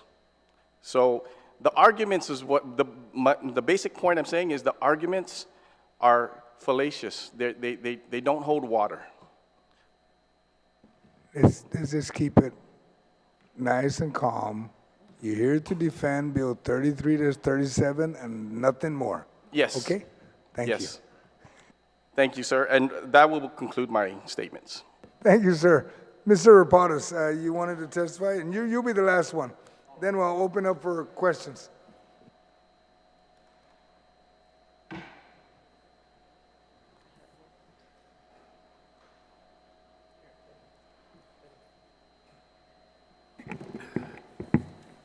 Okay, can you hear me now? Mr. Chair, committee members, I appreciate the opportunity to speak about this bill 3337. My name is Lenny Rapadas. I am an attorney within the alternate public defender. I am learning to be a social worker with a law degree. I'm getting there. But I thank you again for the opportunity to speak on this bill. It is appropriate for the, first of all, I have a sort of a late submission for my written statement, so I'm going to put that in the record. I intend to also put more testimony after this hearing, after listening to what Mr. Moylan had to say during his testimony. And then I'd be open to any questions, if so desired by the committee. It is appropriate for the legislature to include in its legislative findings and intent section the U.S. Supreme Court decision in Gideon v. Wainwright, and we've spoken about it many times. Up until the time that case came down, indigent defendants did not have the constitutional right to representation by a lawyer unless he or she was charged with a capital crime, that is one where they potentially could face the death penalty. Gideon changed all that and said all indigent defendants in almost all criminal cases have that fundamental right to counsel and to equal justice, as do paying defendants. The right is so important and so integral to the concept of true justice that attorneys from the PDSC and the APD in recent weeks reached out to various media outlets to educate the public on Gideon and the right to counsel. I had the distinct opportunity to speak on one of the radio stations, and it reminded me of the old days in my other life. Last year, criminal defense attorneys in the PDSC and APD, as well as Guam prosecutors in Public Law 36107, received a 6% increase in their base salary. Governor Leon Guerrero, in her transmittal letter to Speaker Talahi, said, "Proper compensation is a critical component of employee recruitment and retention, and that such purpose was just." Prosecutors, however, received an additional 15% increase to their base. The same was not afforded to the public defender nor the APD attorneys. Many of the reasons used to justify the prosecutor's increase exist for indigent defense counsel. There is turnover in all of the major government offices that hire attorneys. The Office of the Attorney General does not have a monopoly on losing staff. The OAG, PDSC, and APD have traditionally been training grounds for the private bar. All three of those offices have growing caseloads. Public defense attorneys have to fight every day for their clients for access to the resources the OAG have at their fingertips. The OAG is not a special case. This bill corrects that discrepancy, at least in compensation. I agree with Bill 3337 when it states that one of the purposes of Public Law 36107 was to improve recruitment and retention of qualified criminal attorneys. The purpose of this bill is no less important. To continue the differences in compensation would return Guam to pre-Gideon years. You cite to the ABA and its 10 principles of the public defense delivery system. The article discussed the justice system requiring parity between prosecutors and defense counsel in areas such as workload, access to investigators and experts, and notably, salaries. I believe, as the ABA believes, that defense counsel must be equal partners in the judicial system. And that's been stated up and down this table. Having an inequality in any of the above areas would hamstring the defense of the indigent. That goes absolutely against the teachings of Gideon. We cannot have equality with disparity. In this case, disparity is in the compensation. I've spent most of my career as a criminal prosecutor, and like Peter, we see both sides. In my many years as the at the Attorney General's office and at the U.S. Attorney's office, I've witnessed the dedicated men and women of the PDSC, APD, and even the federal public defenders as they skillfully represented and protected their indigent clients' rights. That can only come from years of practice and honing their craft. Correcting this disparity will allow such attorneys to continue their great work. Corporate knowledge is extremely important in any organization. No one wants to remake the wheel. The OAG took the steps necessary to retain its criminal prosecution division's corporate knowledge by successfully lobbying for a special increase for prosecutors' base pay. Unfortunately, it has not borne fruit yet, and as a citizen of this community, I hope it is successful. I am a citizen of this island, and I wish that the AG's office would be successful. But with the loss of much of its corporal knowledge in all of its division, it will take several years, maybe as many as 4 or 5. Meanwhile, the indigent defense services must deal with a burgeoning caseload, but it also must do it knowing it cannot compete with retaining attorney staff after they have attained their skill and knowledge. This pay disparity exacerbates the situation. The PDSC and APD can lose highly skilled lawyers to higher paying organizations, such as the Office of the Attorney General, and the many private law firms who typically recruit the best and the brightest as soon as they can. Ultimately, this is not an argument for more pay. It is an argument for equality and fairness. It is an argument to continue Gideon's legacy. It is not, as how some would characterize, a clear and present danger to the protection and safety of this community. This legislature understands that one does not argue its shortcomings to downgrade another's position. So in short, I testify in support of this bill, and I'm open to any questions the senators. Thank you. Senator Roy, would you like to ask a question now or save you to refer? Okay. Senator Dwayne, do you have any questions for the panel, for anyone on the panel? Wow, you're really going to do this to me? We need more senators up here. Okay. I'm just taken aback too by the amount of crime that we're facing and the difficulty you all face. And I'm going to take this bill and, like you said, you know, we're not lawyers, but we're kind of like lawyers because we have to weigh it out. And the Attorney General has the public trust. I was really I'm struggling with trying to make sense of, you know, what he tried to do, of his presentation. And the only thing that I could come up with, did you guys watch Gladiator? When the emperor asked the Praetorian to go down there and knife the gladiator so that the emperor could win. And I was like, oh, okay, that would be some kind of like something that he's trying to get to, which I very much respect, because I understand that he's trying to administer justice the best way he knows how. And I have to be, just like some of you say, we have to be fair, we have to be honest in the way we look at things. So, there's something that comes to mind as well. There's when I was searching for references and stuff like that about crime in Singapore and all through Oceania, I came up with, I found something in New Zealand where crime is actually being committed, but the crime rate is low. And I was like, how can that be? Well, in New Zealand, they actually have the cops allow for diversion.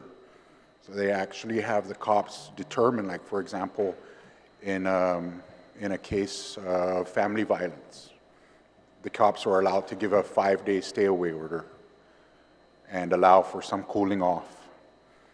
And, you know, and I was like, okay, that, you know, that might make sense, you know, because what we don't want to do is have them go into the system and have all our social worker lawyers, you know, work at, you know, to get them all that stuff. So they get all entangled and stuff like that.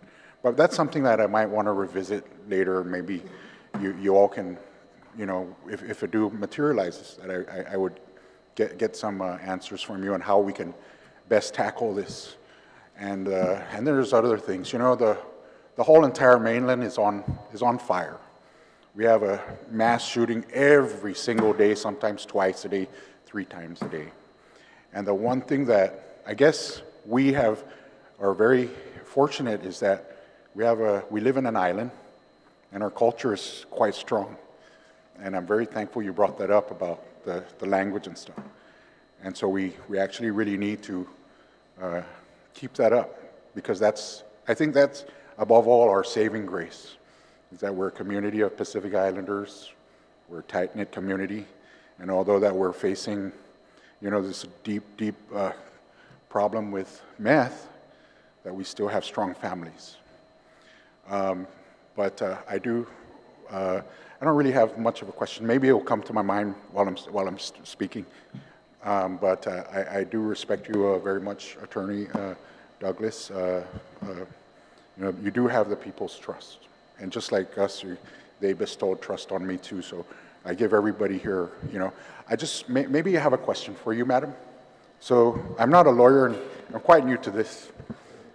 Is it true that everybody in the, what is it called, the board or? Oh, the Bar Association? The bar? Okay. If, in case we run out of lawyers, they actually pick from that bar? Is that what you were saying?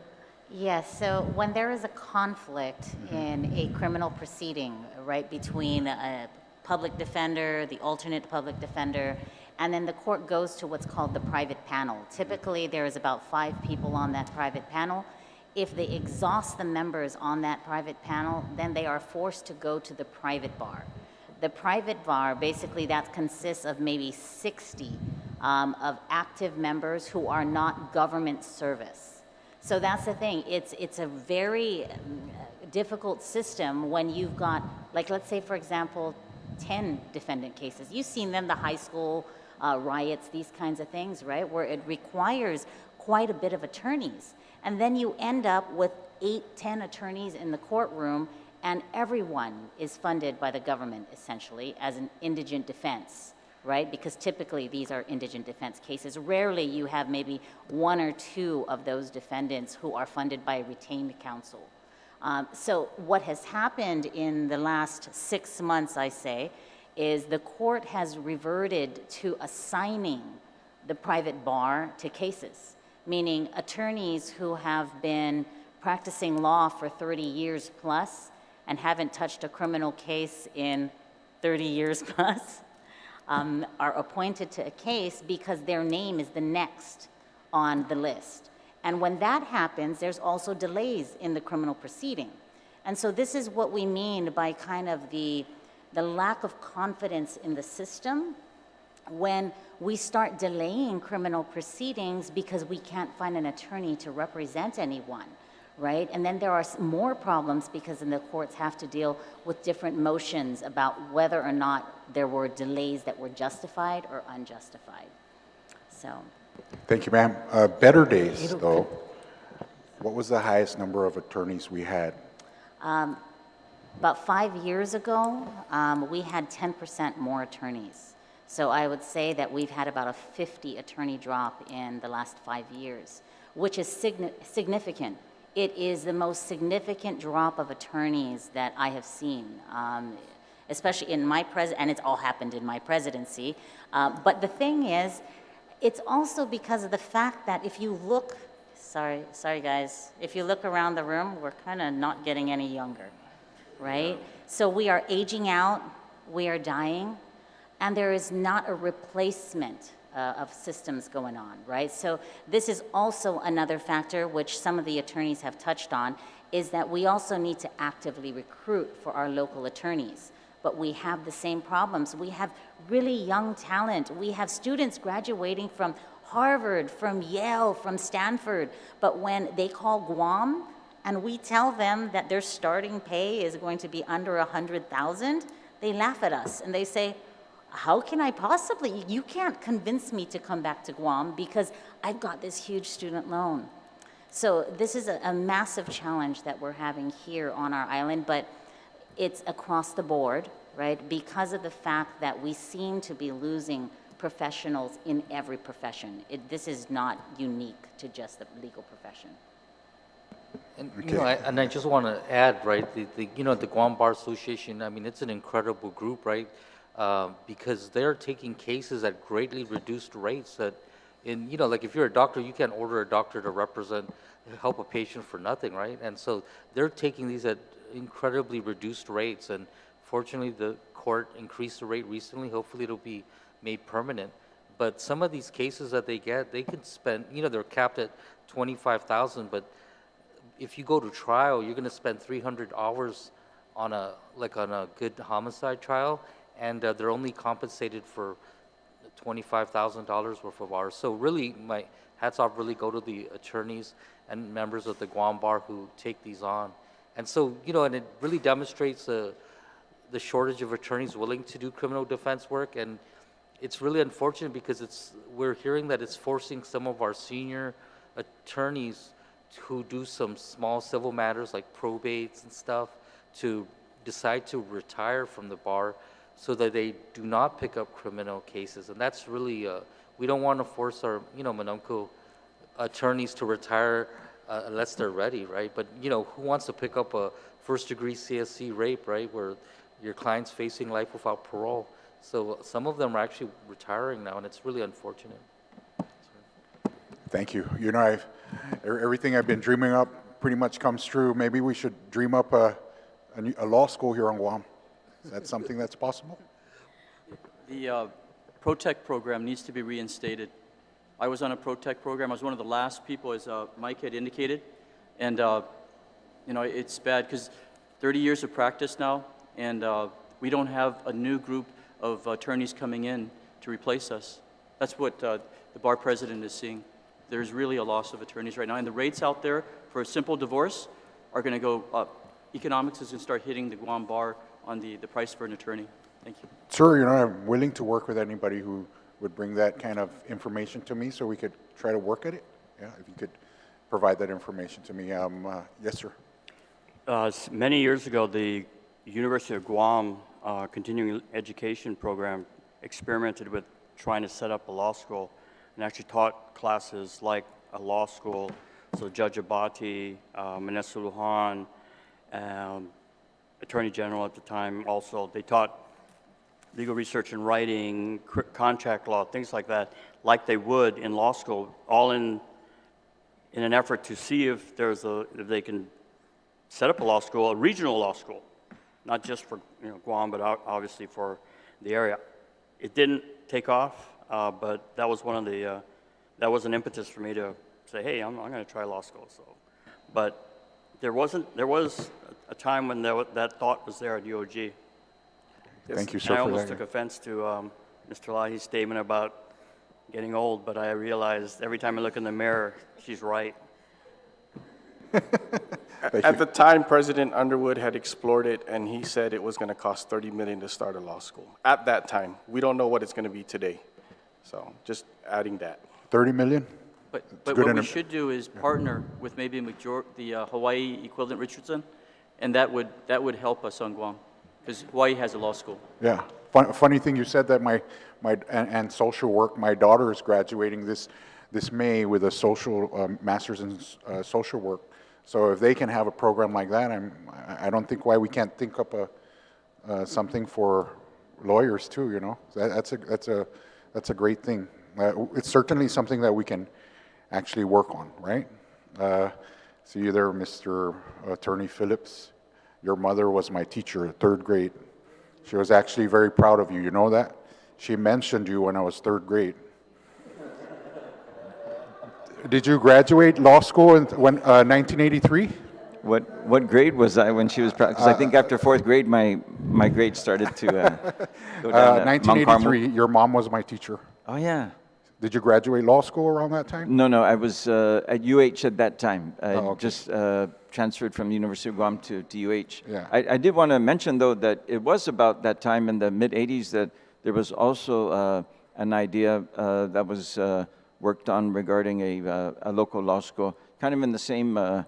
With the same theme as we discussed, I guess, later on with Dr. Underwood, but it didn't go through, and I know it's very expensive. Sorry, I didn't mean to bring that up. I think these guys are whispering me, don't say stuff like that here in the record. It just guarantees that I'm older than you.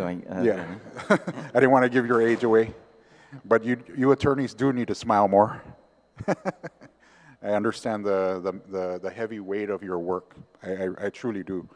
I will again weigh the this thing. Although I want the emperor to win all the time, because he's on the prosecution side, and I want to be tough on crime, but I do understand as well that there's a lot of our people out there who cannot afford good representation, and that's where you all folks come in, because even the poor, they can be wrongfully accused. And they do need good representation. In 1986, they were giving away newspapers at PD Middle School. One of my favorite parts to look at was the price of gold. Back then it was $235, I think, and now it's what, $2,000. So that's inflation for you. And I can understand why nobody would want to come back.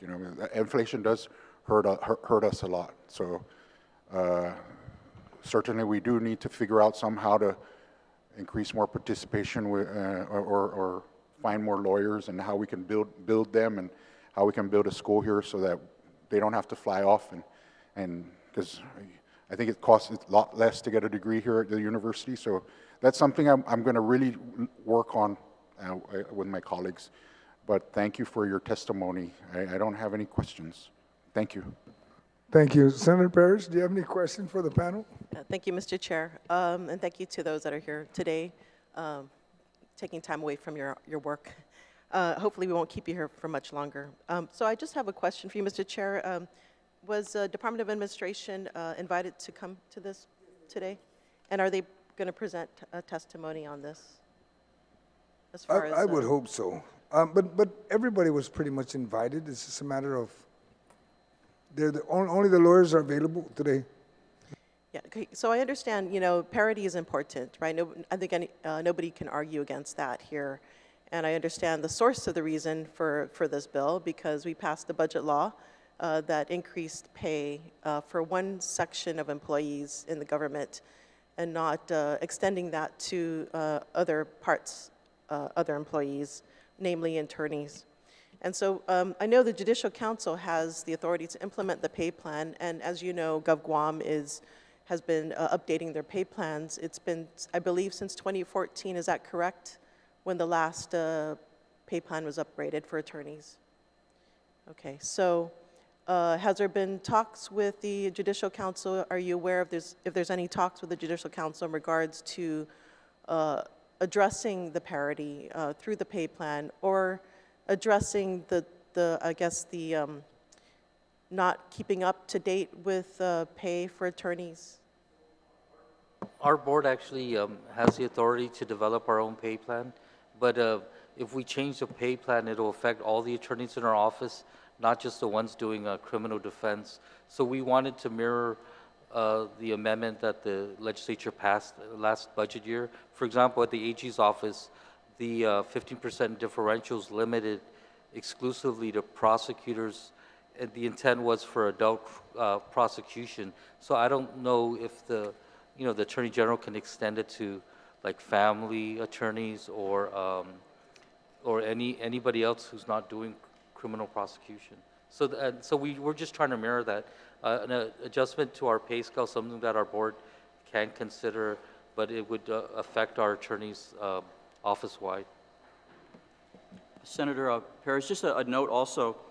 Since I came in January, I was informed that although the public defender and the alternate public defender received across the board 6% increase, including with their staff, our office did not.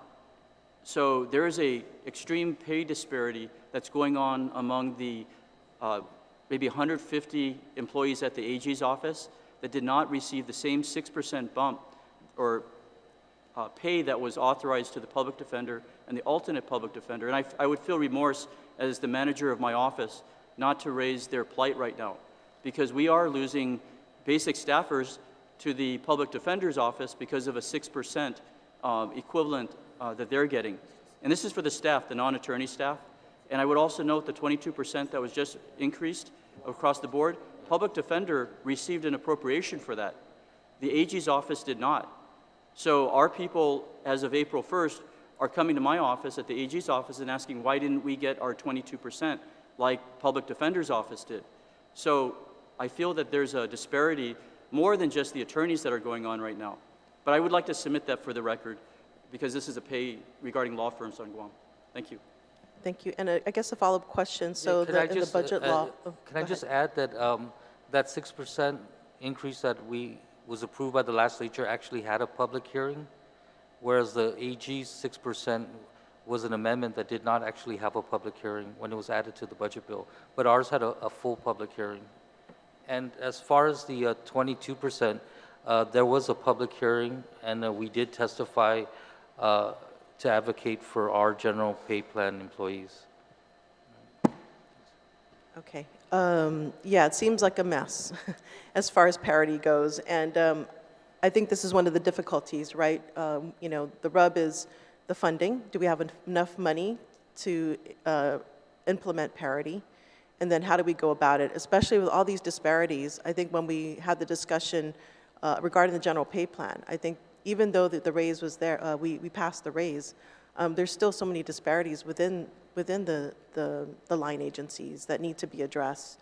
And so I feel like there's a lot more to this that needs to be addressed. I know the chair is going to add more information to this. But I think what's key is that we need to have the Department of Administration weigh in and maybe address some of these disparities through the pay plan and perhaps other measures that we need to implement.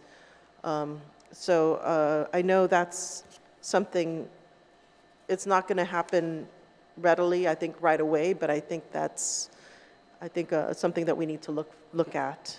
And Senator, could I just clarify, we're not actually asking for funding for this year. The AG, the prosecutors have had it since October 1st. They were not appropriated money to pay it. They're using excess revenue from prior years. And so we're not asking for funding, we're just asking for authorization to use prior year lapses to pay for it, just like the AGs. So we're not asking for anything more than what the prosecutors are currently getting or what they've been getting since October 1st. So there isn't any general fund appropriation that's going to be required for this fiscal year. Thanks. Okay, so I guess a follow-up question is, has evaluations been done religiously, and has raises been implemented in support of these evaluations? I'll answer that. Do you want me to take that? No, I can take it. Okay. So we've been really religious about paying increments. The only employee who hasn't gotten a raise is myself. I haven't gotten one since 2017, but I'm not really complaining. So we have complied with all the any increments that are due, so we don't have anything past due. The same question for the Attorney General. To your knowledge, has evaluations been done with the employees on a regular basis, and have there been raises to support that? Yes, there have been evaluations on a regular basis. I was just informed in preparation for our budget hearing that the merit bonuses have not been paid because we don't have a budget allocation for it. But as of yesterday, we submitted our budget, and we're identifying the certain areas that we're coming in short on. but we are religiously doing evaluations per the law for every employee in that office. Okay. And Thank have you. you been able to use the 15% to entice prosecutors? Yes, I have. Contrary to other testimony before this legislature, when I came in, we had 8. We now have about 14 to 15 prosecutors.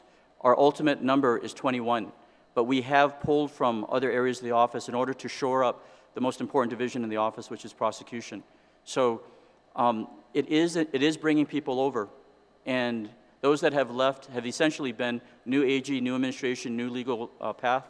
But we are bringing in, we have, I believe, maybe 2 or 3 in the process of coming from off island, and they're looking at the 15% bump, that an incentive. They want to work as prosecutors. Okay, has anybody come from the Public Defenders Corporation? Yes, we have one on the way in. They're coming over. And we are winning cases, by the way. And that's what you get when you have enough staff to properly take the case from magistrate to trials. Okay. The reason why I asked that question is because, I guess it goes to the point about, if we're going to have parity, we shouldn't be poaching from each other's agencies, right? Well, Right. But that's why I say this is not a parity issue, Senator.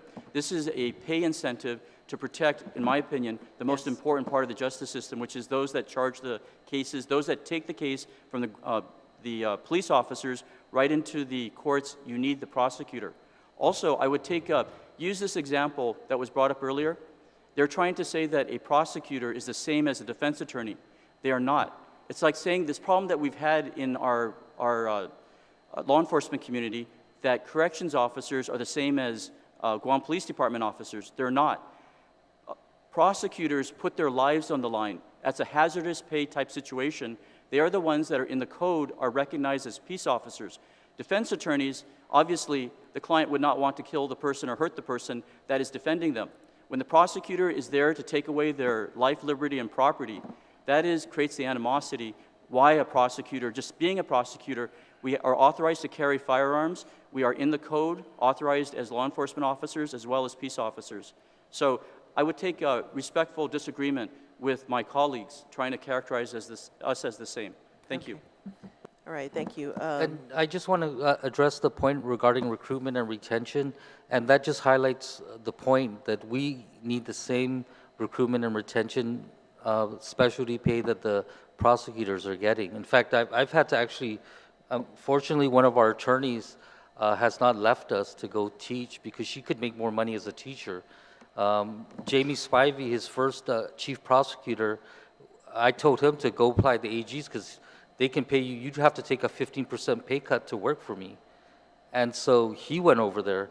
I've recruited attorneys for the AG's office from off island saying like, look, I'd love to hire you, but you got to go there first because you got student loans, you got a family, you got to, you can't take a 15% pay cut just to be a public defender.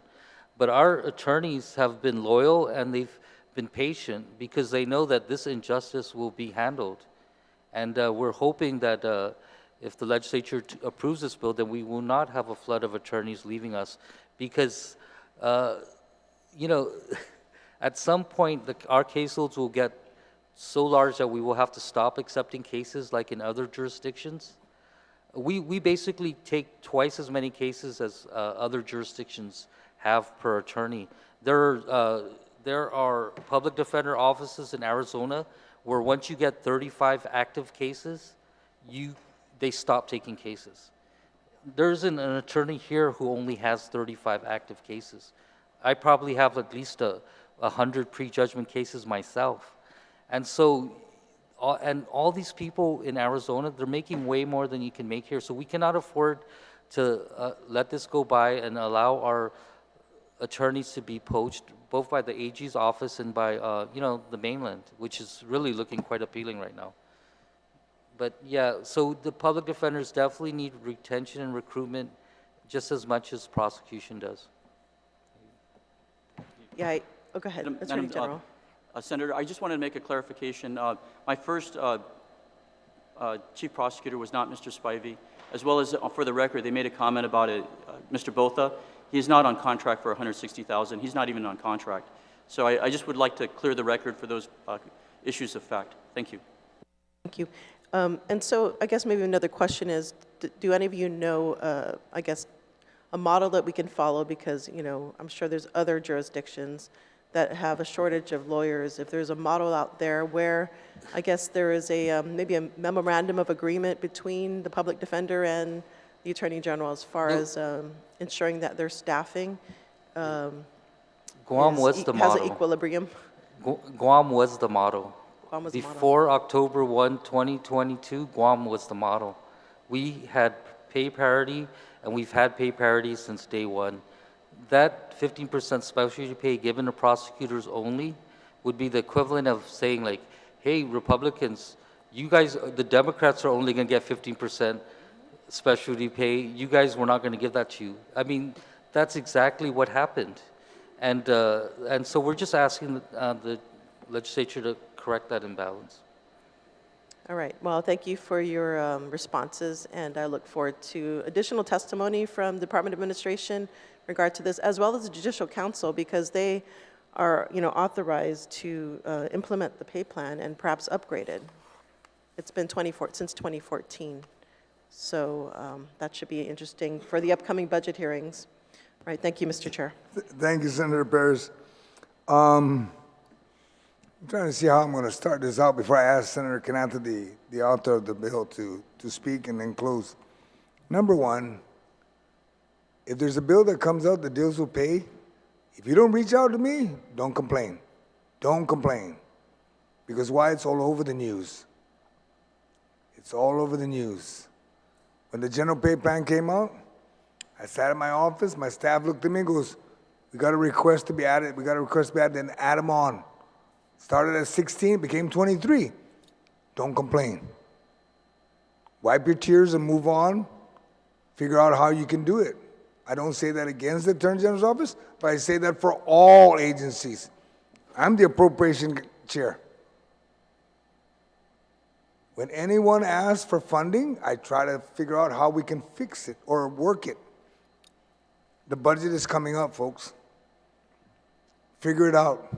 I'm not going to do your budget, but I'm going to screen your budget. I'm going to take a look at your budget. I'm going to look at your staffing. I'm going to look at everything. When it comes to the court, if the court doesn't provide us something to work on to help other than to hire Mr. Phillips as a private citizen, then go for it. You know what I mean? But I'm just saying is that when we want to talk about money, folks, be very careful, because sometimes we all slip and slide.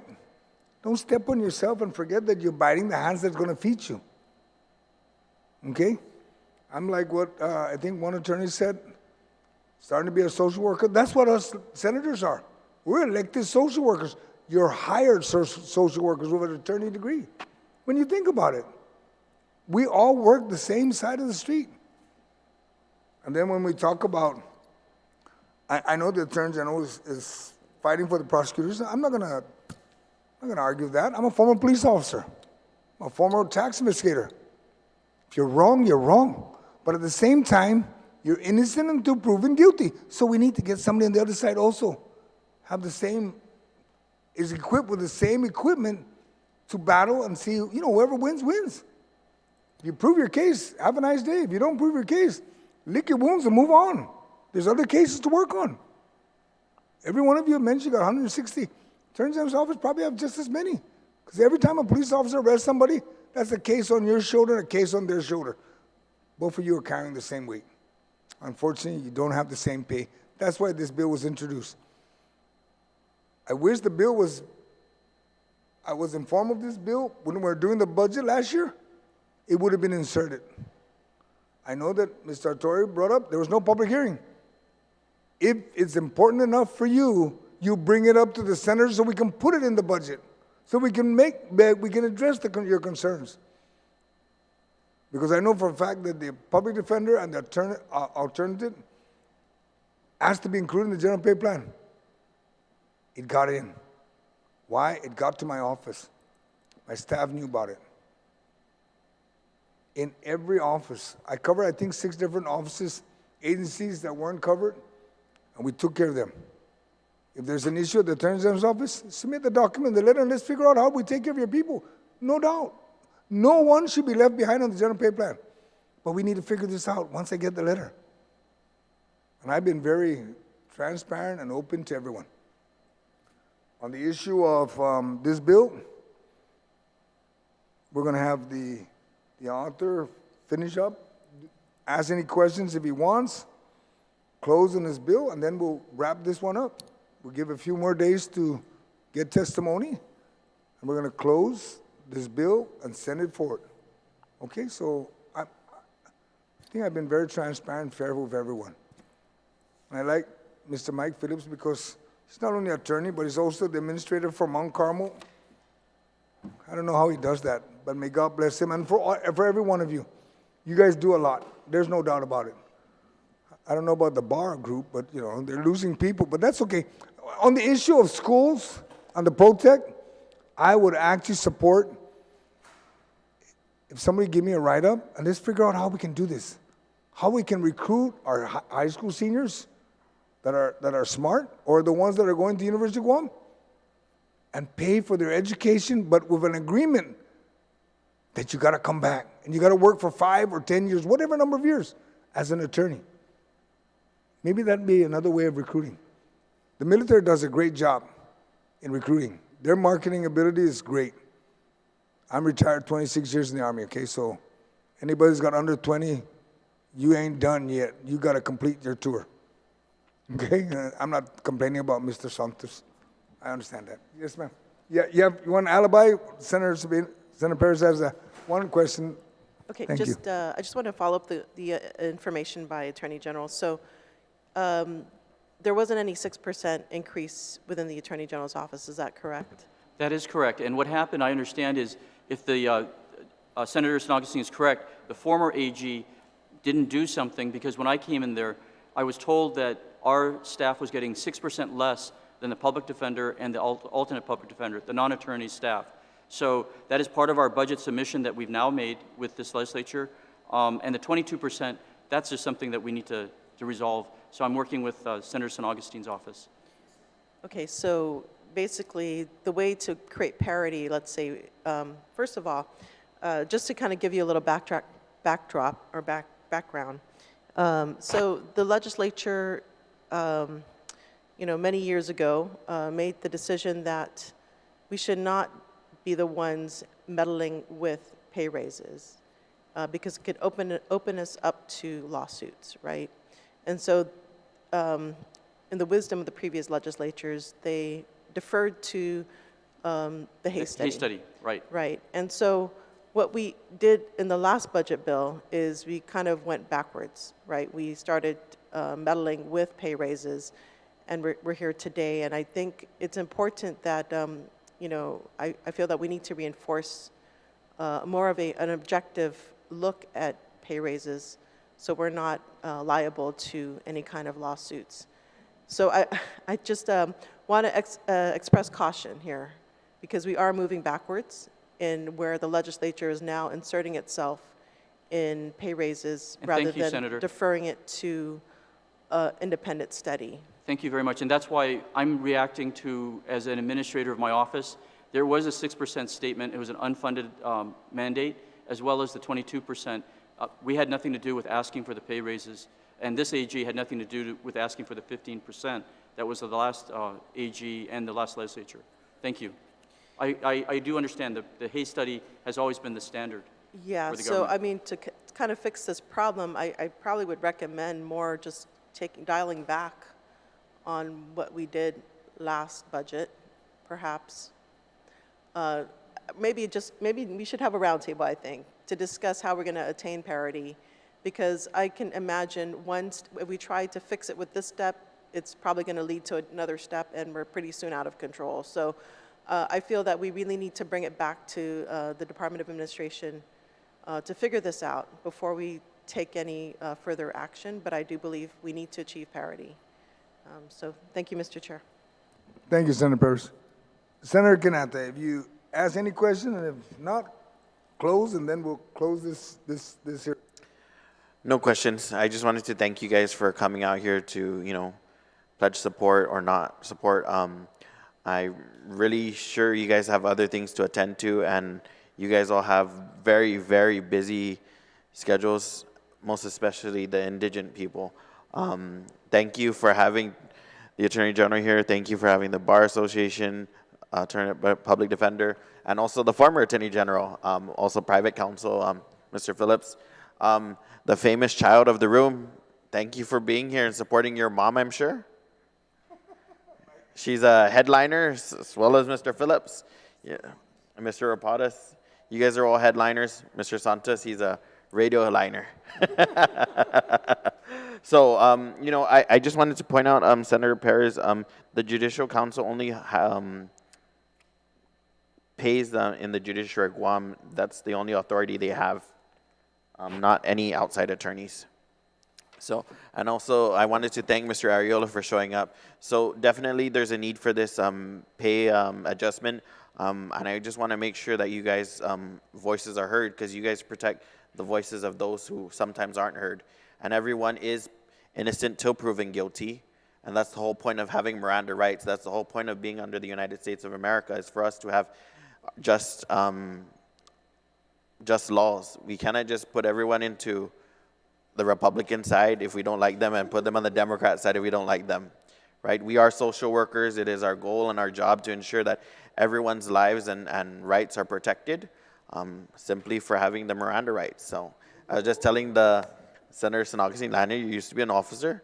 You have to say the Miranda rights when you handcuff someone. So if you cannot afford one, you'll be appointed one. And unfortunately, sometimes it's the most expensive retainment fee that gets dropped out of the air, right? So again, thank you guys for your passion and your continued support and your service to the people of Guam. And let us know what else we can do to help you guys. I definitely want to support the measure for an educational curriculum. I think it's definitely needed. We need to have more attorneys so that people have equal opportunity to having just representation. I know you guys work time in and out of day as family members to your own family, right? I'm sure it takes a toll on your presence in that respect. But again, thank you again for all your hard work. Keep it up, and please let me know what else I can do for you guys. Have a good day. God bless. Thank you, Senator Quinata. There being no additional individuals to testify on Bill 33-37, the committee will continue to receive testimony for a few more days by this weekend. And when you submit your testimony, please provide it to the mailroom of the Guam Legislature or send it through email at senatorjoesaugustine@gmail.com. Again, I want to thank everyone for attending this public hearing and for providing feedback and suggestion. Bill 33-37 CR is duly heard by the committee, and the public hearing is now adjourned. The time now is just this bill. No, we're still going to hear your bill. It is now 4:23. Sizus Masi.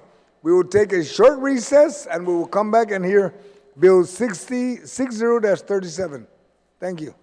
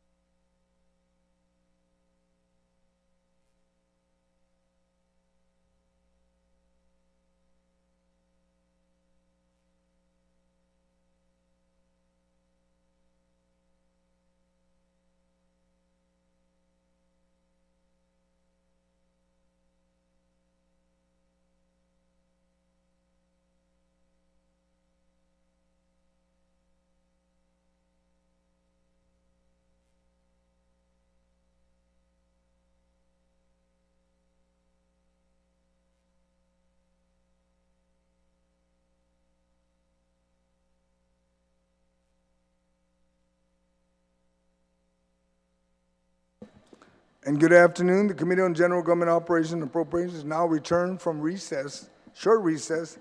Reminder, today is Thursday, April 13, 2023. The time now is 4:31. And we're now back in the hearing in reference to Bill 60-37 COR. I'll just go through the whole public notice and general rules. In compliance with the open government law, the notices for this public hearing were posted on KGTF PBS Channel 12 and disseminated via email to all senators, all main media broadcasting outlets on Monday, April 3rd, and again on Tuesday, April 11th. Again, today is Thursday, April 13th. The time now is 4:31. The bill that we'll be hearing this afternoon is Bill 60-37 COR, introduced by Senator Sabina Flores Perez, co-sponsored by myself, Senator Agustin, Vice Speaker Tina Rose Muña Barnes, Senator Chris Barnett, and Senator Roy Quinata. An act to repeal and reenact Section 7161A and E, and to amend Section 7161B, all of Chapter 7, Title 16 Guam Code Annotated, relative to updating the Streetlight Fund to authorize the Department of Public Works to facilitate installation and maintenance, operation, and repair or replacement of streetlights.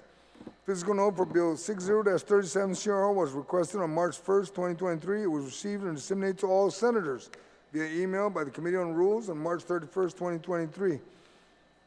Those testifying today is on Bill 60-37 is Mr. Vince Ariola from the Department of Public Works. Mr. John Benavente was here, and he's in support of the bill, but he just had to take off to another meeting. General rules for this public hearing.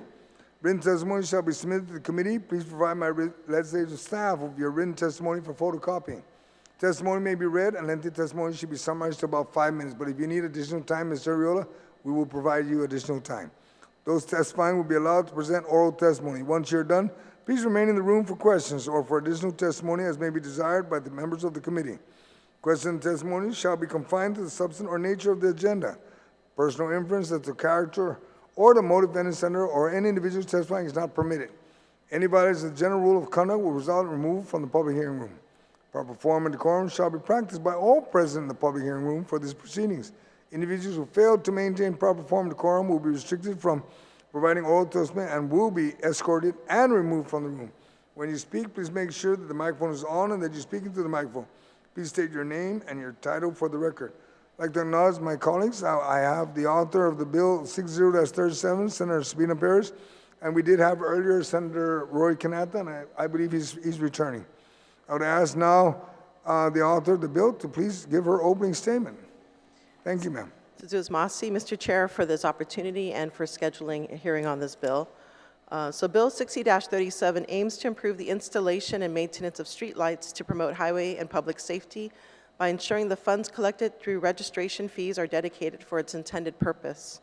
Current statute does not prevent lapsed funds of the Streetlight Fund from being directed elsewhere.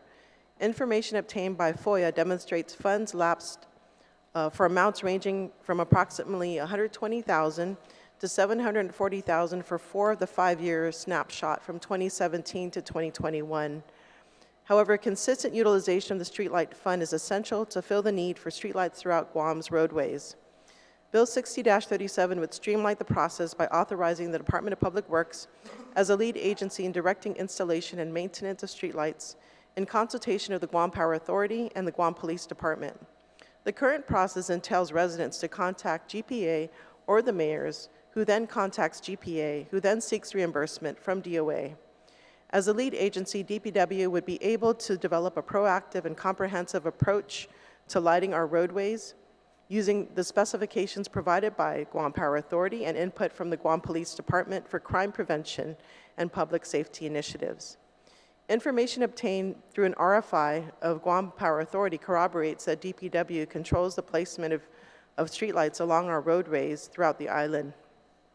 However, current statute leaves out the ability to install and maintain streetlights that are not on GPA's power poles and that are under different agencies' jurisdiction, which includes GVB, GURA, Parks and Rec, and potentially others, and who may not have plans in place or funds for installation of poles or the regular upkeep.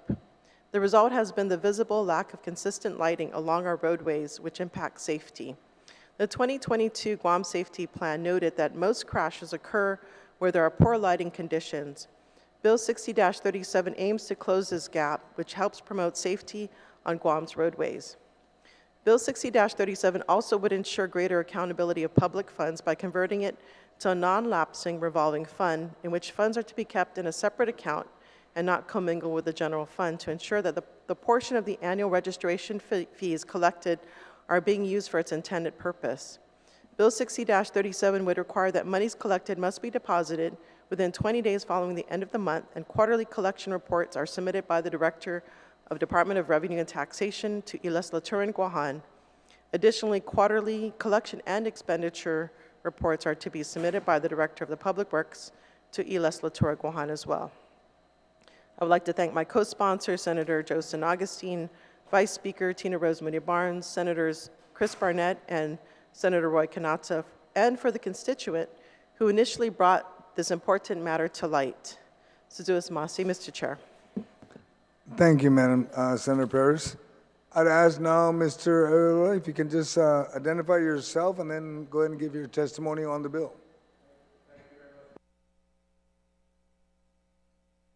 Thank you very much, Mr. Chairman. My name is Vince Arreola. I'm the director at the Department of Public Works. First, let me apologize. I had my testimony ready, but in reading it again, I've got some errors, so I'll clean that up and you'll get it first thing in the morning. So my testimony will be oral today, and I'll just glean from my testimony. And having just listened to that hour-and-a-half hearing of, I think it was Bill 33-37, with all the lawyers here, it just brings truth to the saying that if you ask 10 lawyers what color the sky is, you'll get 10 different answers. So we were all listening outside and said, this could go forever. But thank you again for this bill. And I'm here to support the concept of the bill here. I know my colleagues from GPA were here also, and I spoke to them earlier, so I believe they're in support of this bill.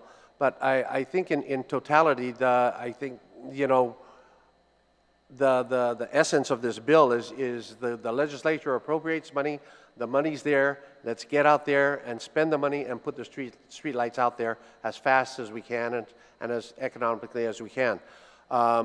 When I first got on board back in 2019, I think we had like about 12,000 street lights. Today we have about 16,500 street lights.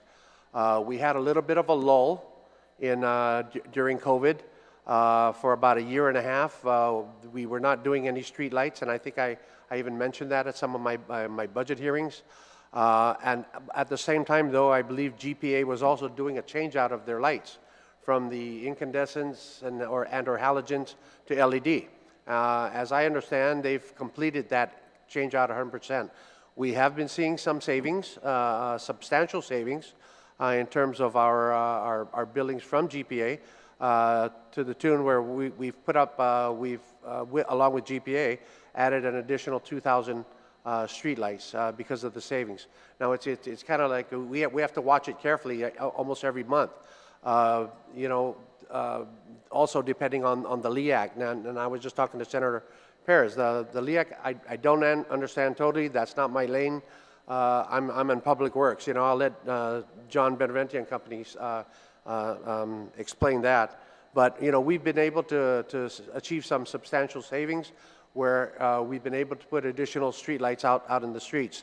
So like I said, today we've got well over 16,000 street lights at a cost of close to $5 million a year. That's what we're looking at right now. There was a while there where we stopped putting out new street lights simply because we were just making sure that the revenues are going to come in, and the savings were going to come in also from GPA changing out the street lights. The current process is for village street lights, and when I say village, that's inside the village, right? Is the mayors would come to us, and they would give us their request. There's a certain form. There's like a 5-page form for street lights from the mayors. That comes in from them. They identify the pole because they have the grid maps as well. That comes into us. We confirmed the pole number, we confirmed the grid, we confirmed the neighborhood, we confirmed that there's no lights on that, and then I sign off on that, and then it's given to GPA. And we basically do that in bunches of probably like 100, 50 to 100 at a time, just so that we don't, get a huge backlog at GPA. As I speak today, we have 168 pending applications at GPA. That's 1% of the total streetlights, and that's excellent. At the time when we issued well over 1,000 applications for installations about a year and a half ago, when COVID kind of started to die down, we worked with GPA, and as I understand, they even created a couple extra crews to go out there and do the installations to catch up. So they did catch up, in fact. We were able to get the street lights on, so I'm happy to report that we're at the 16,500 level now. So the mayors apply, we confirm it because we have to pay for it, right? We do the actual, we don't go out there and count individual poles. We don't have the staff to do that. Neither does the mayor. So a lot of it relies on GPA billing because they have the billing system. And so we get billed every month. We look at the number of street lights that they're billing us for. And for the most part, the monthly bills are pretty much the same. There's no great spike either up or down.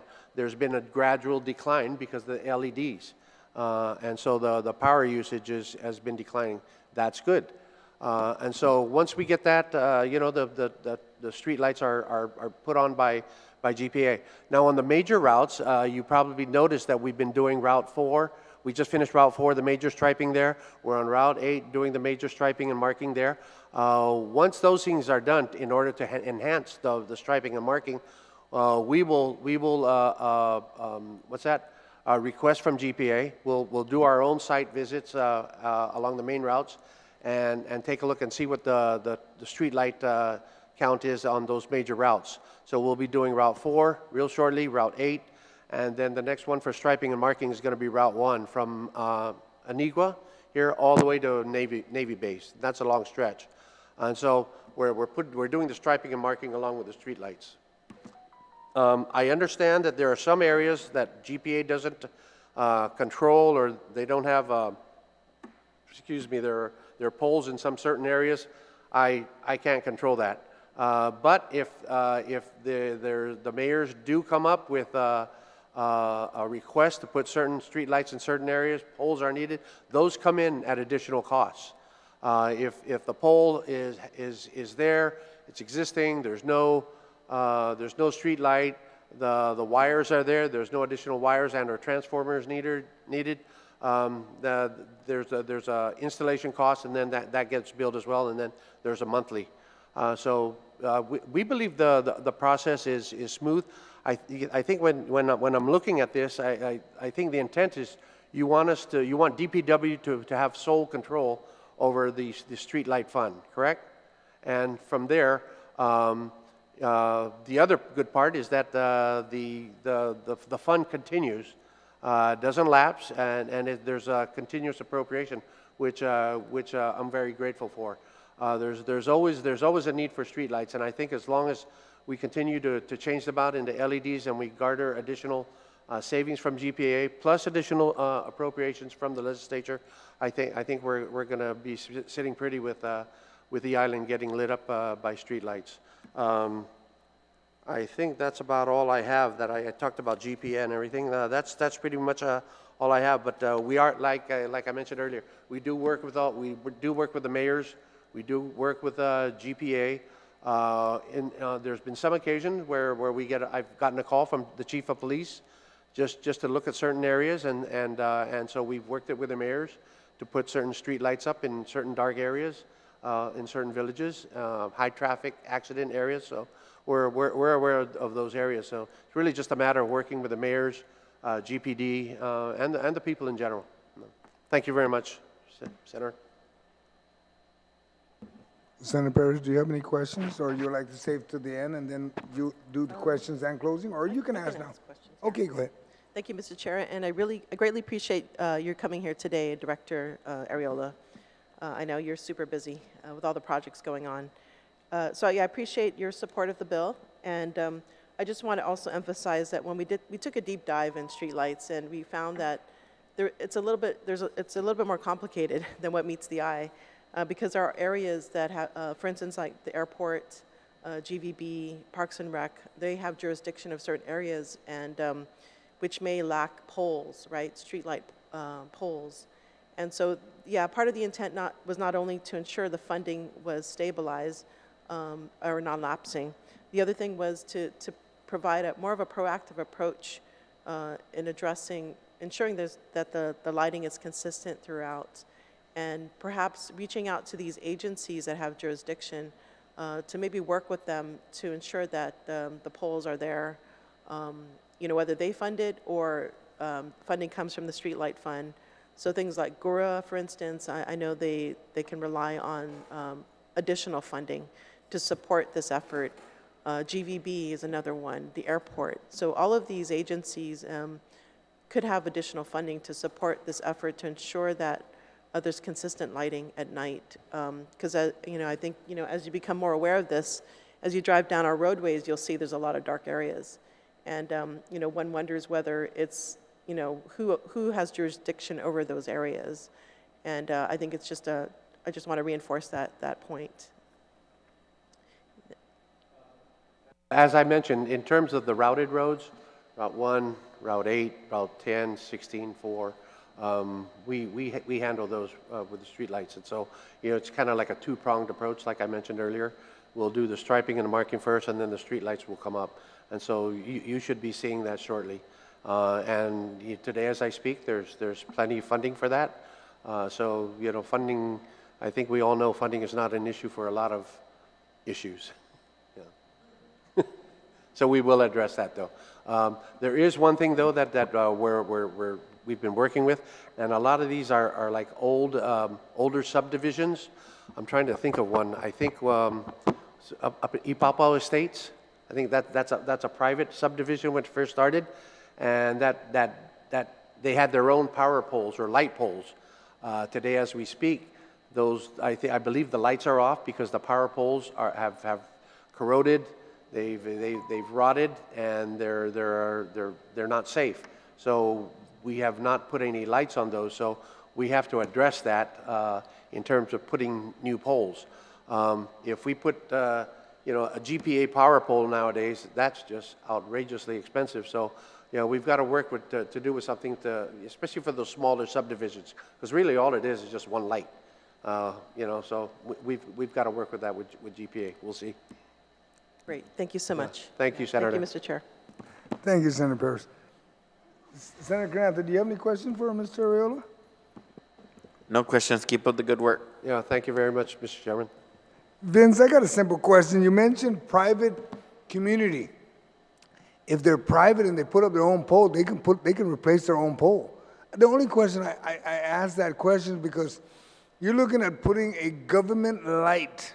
Sure, everybody pays taxes, registration. There's no doubt about that. There's many things we all pay, but we don't get to partake in. If it's a private community, why would the government get involved? I'm just curious. Mm-hmm. Yeah, I think if it's a private, like a gated community, I agree, right? But like back in the day, this was a private subdivision 20, 30 years ago. They've all been sold now, so it's not really considered as I understand it, it's not considered a one-owned subdivision. Everyone's individually owned. And there's easements dedicated to the government, both the road, the sidewalk, and the only utilities. reason why I question that is because you may find yourself in a predicament where that private community gets a smaller, skinnier pole, and in some secondary road, it may be preferred you use a skinnier pole than the big power pole that GPA has. And that's why I only ask you to be very careful, because that's why we haven't done it yet. Okay, good. And that's good. And I noticed you didn't identify Route 15, the back road, where there've been many incidents back there. Right. And it's dark. But I don't see that many power poles close enough to the road for the light to stretch. So I'll be very That's another concerned. thing, yeah. And it almost be useless for us to put lights over there because they'll be lighting up the shoulder of the jungle. road, which Exactly. is the grass and the tangan. They don't reach out that far. But in the major routes that I mentioned, the lights will clearly go over the at least the first 2 lanes. Okay, I was just wanted to make sure of that, and I know that it's identified in the bill that you're gonna work with GPD for the issues of safety. I'm concerned about every bus stop somehow should have a street light Correct. so that, we can watch out for our children and for the motorists going by. And that's about it, pretty much. We've talked about this several years back, but Senator Perez got the bill, so I'm good. Right. I'm happy for this one. And I'm happy that Public Works will control it. Because in the past, it was, if you know somebody down at the mayor's office, you get a street light. And I hate to say that, but that's how it worked. Right. It's not gonna happen no more. The mayor can ask, but you decide. Correct. And you have consultation with GPA and the police department. Correct. Because first thing should be number one, safety, and everything else will work. Right. Yeah, and also if I might add, I forgot to add that when we first worked with GPA on their change out for their LED lights, we estimated that we'd be able to put on an additional 2,000 new street lights. So we're still a ways, maybe we're probably about 300 to 400 away from reaching that 2,000 mark. So again, we have to watch the revenues, we have to watch the expenses carefully. It's kind of like a balance before we send out the installation request for new street lights. But that's our goal was 2,000. Do you have an estimate of what it costs per street light that normally goes up? Is it $100 or something? I think there's a basic line charge of like $50. The reason why I'm leading to that, Vince, is that if everything's there. Once we know, and we know that there's areas, but because the revenue is not generating through the means of paying the streetlight fund, that I believe the body would be willing to take a challenge and say, we need to light up some more of our roads. Right. And that we'll figure out a way how to fund it. I'm not saying we're going to fund it, but we need to be able to face that, because I know Senator Perez will be like, it's been too dark down here and there's no money. Let's figure out a way, let's get the funding. Okay. I mean, there are many areas on Guam that it's dark. Understand. And if you Yeah. can't I light it agree. up, then light up the road. You know how you do the blinkers on some of these roads. And I question, you got Tumon, that's GVB. They pay for those streetlights, right? Yes, sir. Okay, then let's make, and how about the airport, wherever the airport controls, which is the whole airport road and Tizan, they pay for that? I don't believe so. I Check think fund. just within their confines. But, Just check, because from Marine the road we Drive take going care up to the airport and coming down to Route 16, it's supposed to be airport property, because why? Airport police patrol that area. Well, the Route 10 is their road, so I believe they pay for that. Okay, I'm only leading to that so that if there's street light that we're paying. Yes, no, I'm aware of that. They pay for it, yeah. Thank you, Vince. Other than that, you want to close, Senator Perez? No, I just want to thank Director Ariola for his support, as well as GPA GM Benavente. But I also would like to provide the committee some information that I received through FOIA, as well as the RFIs. So in the RFI to GPA, I just want to share with you also, Director, they did specifications on illumination on roadways. So I'll provide that to you electronically, as well as the committee. So you can perhaps follow through with that. All right. So thank you so much. All right, thank you very much. Thank you, Senator Perez. There being no additional individuals to present further testimony on Bill 60-37, the COR, the committee will continue to receive testimony for the next few days. And please submit your testimony to the mailroom of the Guam Legislature or through email at senatorjoesanaugustin@gmail.com. Again, I want to thank everyone for attending this public hearing and for providing feedback and suggestions. Bill 60-37 COR is duly heard by the committee, and the public hearing is now adjourned. The time now is 4:55. And please be safe. Thank you.